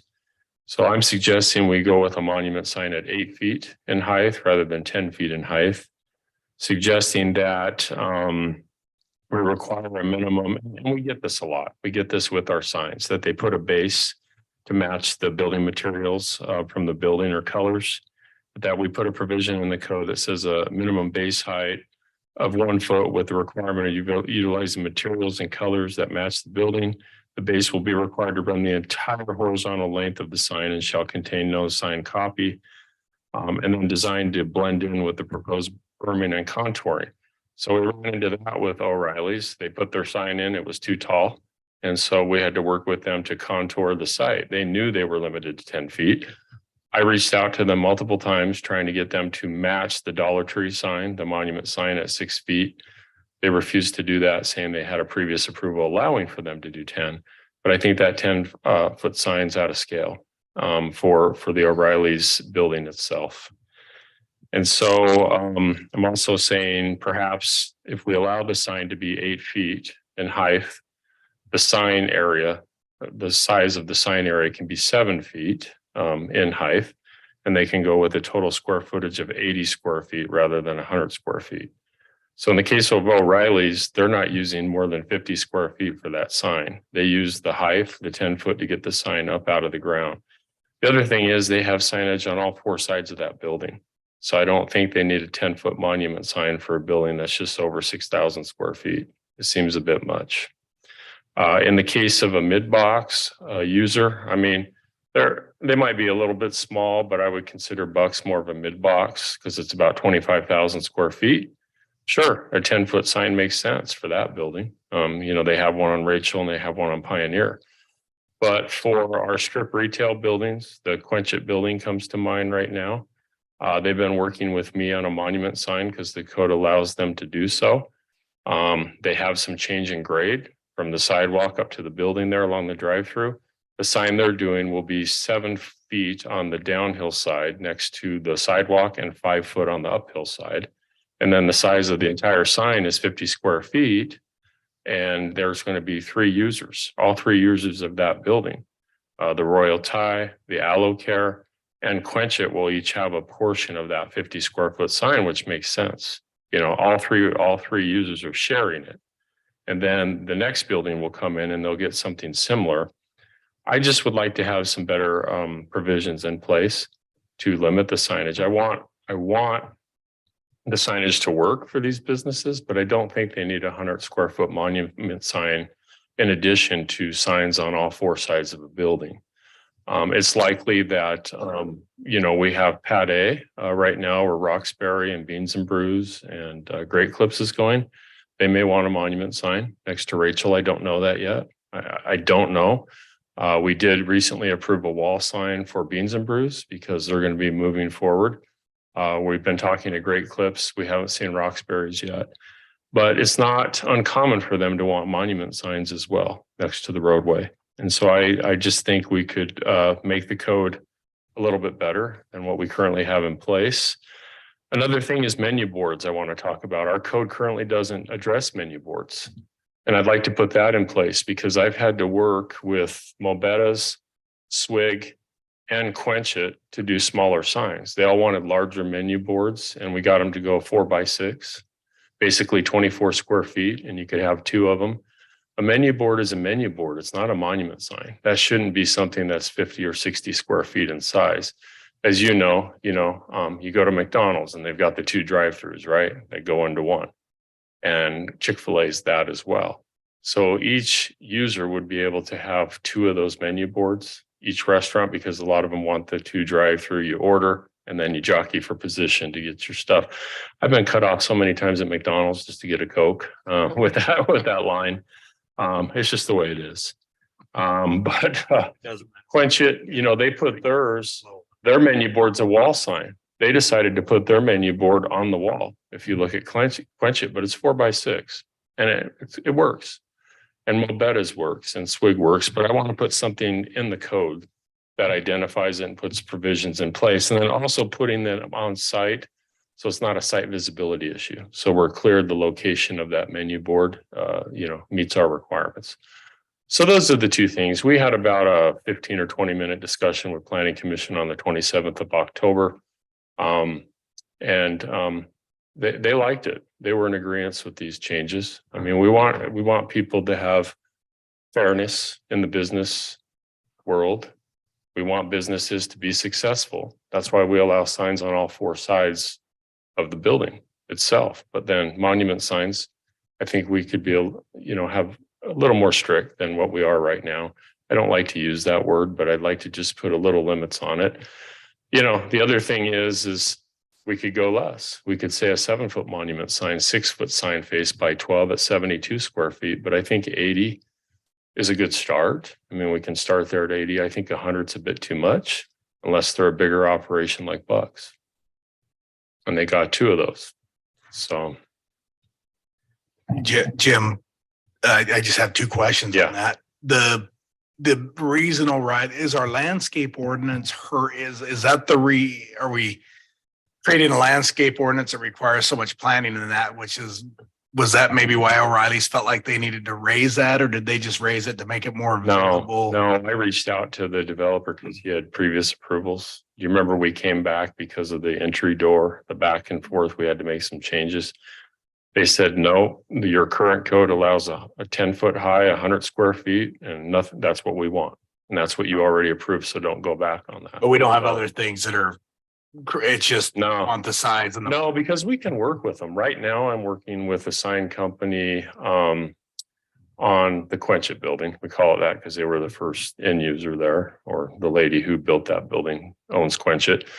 And they're working with the contours, with the grade. And we looked at that plan and we found a good location where the vegetation is not affecting that sign. So there's wiggle room to move that sign around to make it the most functional because it's perpendicular to the roadway. So you can see both ways, both east and west. And then just the numbers you're coming up with, have we researched other areas, other cities? I have. I'm sure you have. I have. And a lot of cities limit a monument sign to 50 square feet or 60 square feet. They're limiting that height to 6 feet. I'm saying we don't have to go there yet unless you guys direct me to. I'm saying let's split the difference. 80, an 8-foot sign, 80 square feet. That seems functional. Not everybody's going to go to that. Dollar Tree didn't. Dollar Tree decided, hey, we're going to do a 6-foot sign like we do everywhere else. Because that's a typical monument sign for one tenant building. Makes sense. So. But we could do a little more limiting. We could say 7 foot. And with a 1-foot base, that's a 6 feet of sign area, 6 by 12 would allow 72 square feet. So we could limit it more, but I'm just saying 8, with the 80 square feet right now. So, but it's up to you guys. Are you comfortable with the menu board signs at 24 square feet? Because that's what we have out there right now, and they look pretty nice for the new Mobetas and Swig. I think having language, giving some direction to any developer is important to know what they can and can't do. And that's what I'm trying to do. And giving them the for 2. You need to allow 2 because a lot of them are doing the dual drive-through. I don't have a problem with again, they're going to build a sign that's adequate to their needs and that. And I don't think an 8-foot, So I don't have any problem. I just wanted to make sure there wasn't any other reasons where that we were creating in an ordinance that may require them to get to that elevation. And no. Yeah, I'll just say I like this. I think you should pursue it. Okay, thank you. Good. I agree. All right. Well, we'll go back to PC and bring it back to you. It probably will be a month or 2, but we'll go through that public hearing process and bring it back. Probably be early February would be my guess. So, thank you. Thank you, Jim. Yep. And with that, we're done. Any staff got anything burning, pressing? they know. No? Make sure you come on Tuesday Yeah, make sure you're at the party Tuesday And Thursday. and Thursday. I'm only in church Tuesday. And when's the window lighting? That starts tomorrow. Starts tomorrow, Mayor. So get on the website, look at your addresses, and every night go visit the home. Everybody has a yard sign. Town Go see hall. their cool What window date's town display. hall? It's The like 6th, the sixth, Tuesday, but Same night as, same night as the kickoff. yeah, I'm happy to live with that. Mayor, did you see what we have Tuesday? Are we good on Tuesday? Do what? We have flood control Tuesday? Tuesday. Is it, I haven't seen the agenda yet, is it? We're approving the budget. Okay, We'll be here. we'll be here. Mhm. All right. We can do it over the phone now. It's easy. Well, we should have We won. can be standing in the back over there.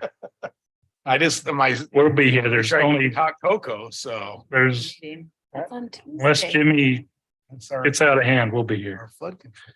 Okay, I need a oh, somebody over here is nodding. No, just a motion. Yeah, Just a motion. agreeing. Motion to it. Yeah, a motion to adjourn. I move to adjourn. Second. Motion by Jared, second by Ben to adjourn. All in favor, say aye. Any opposed?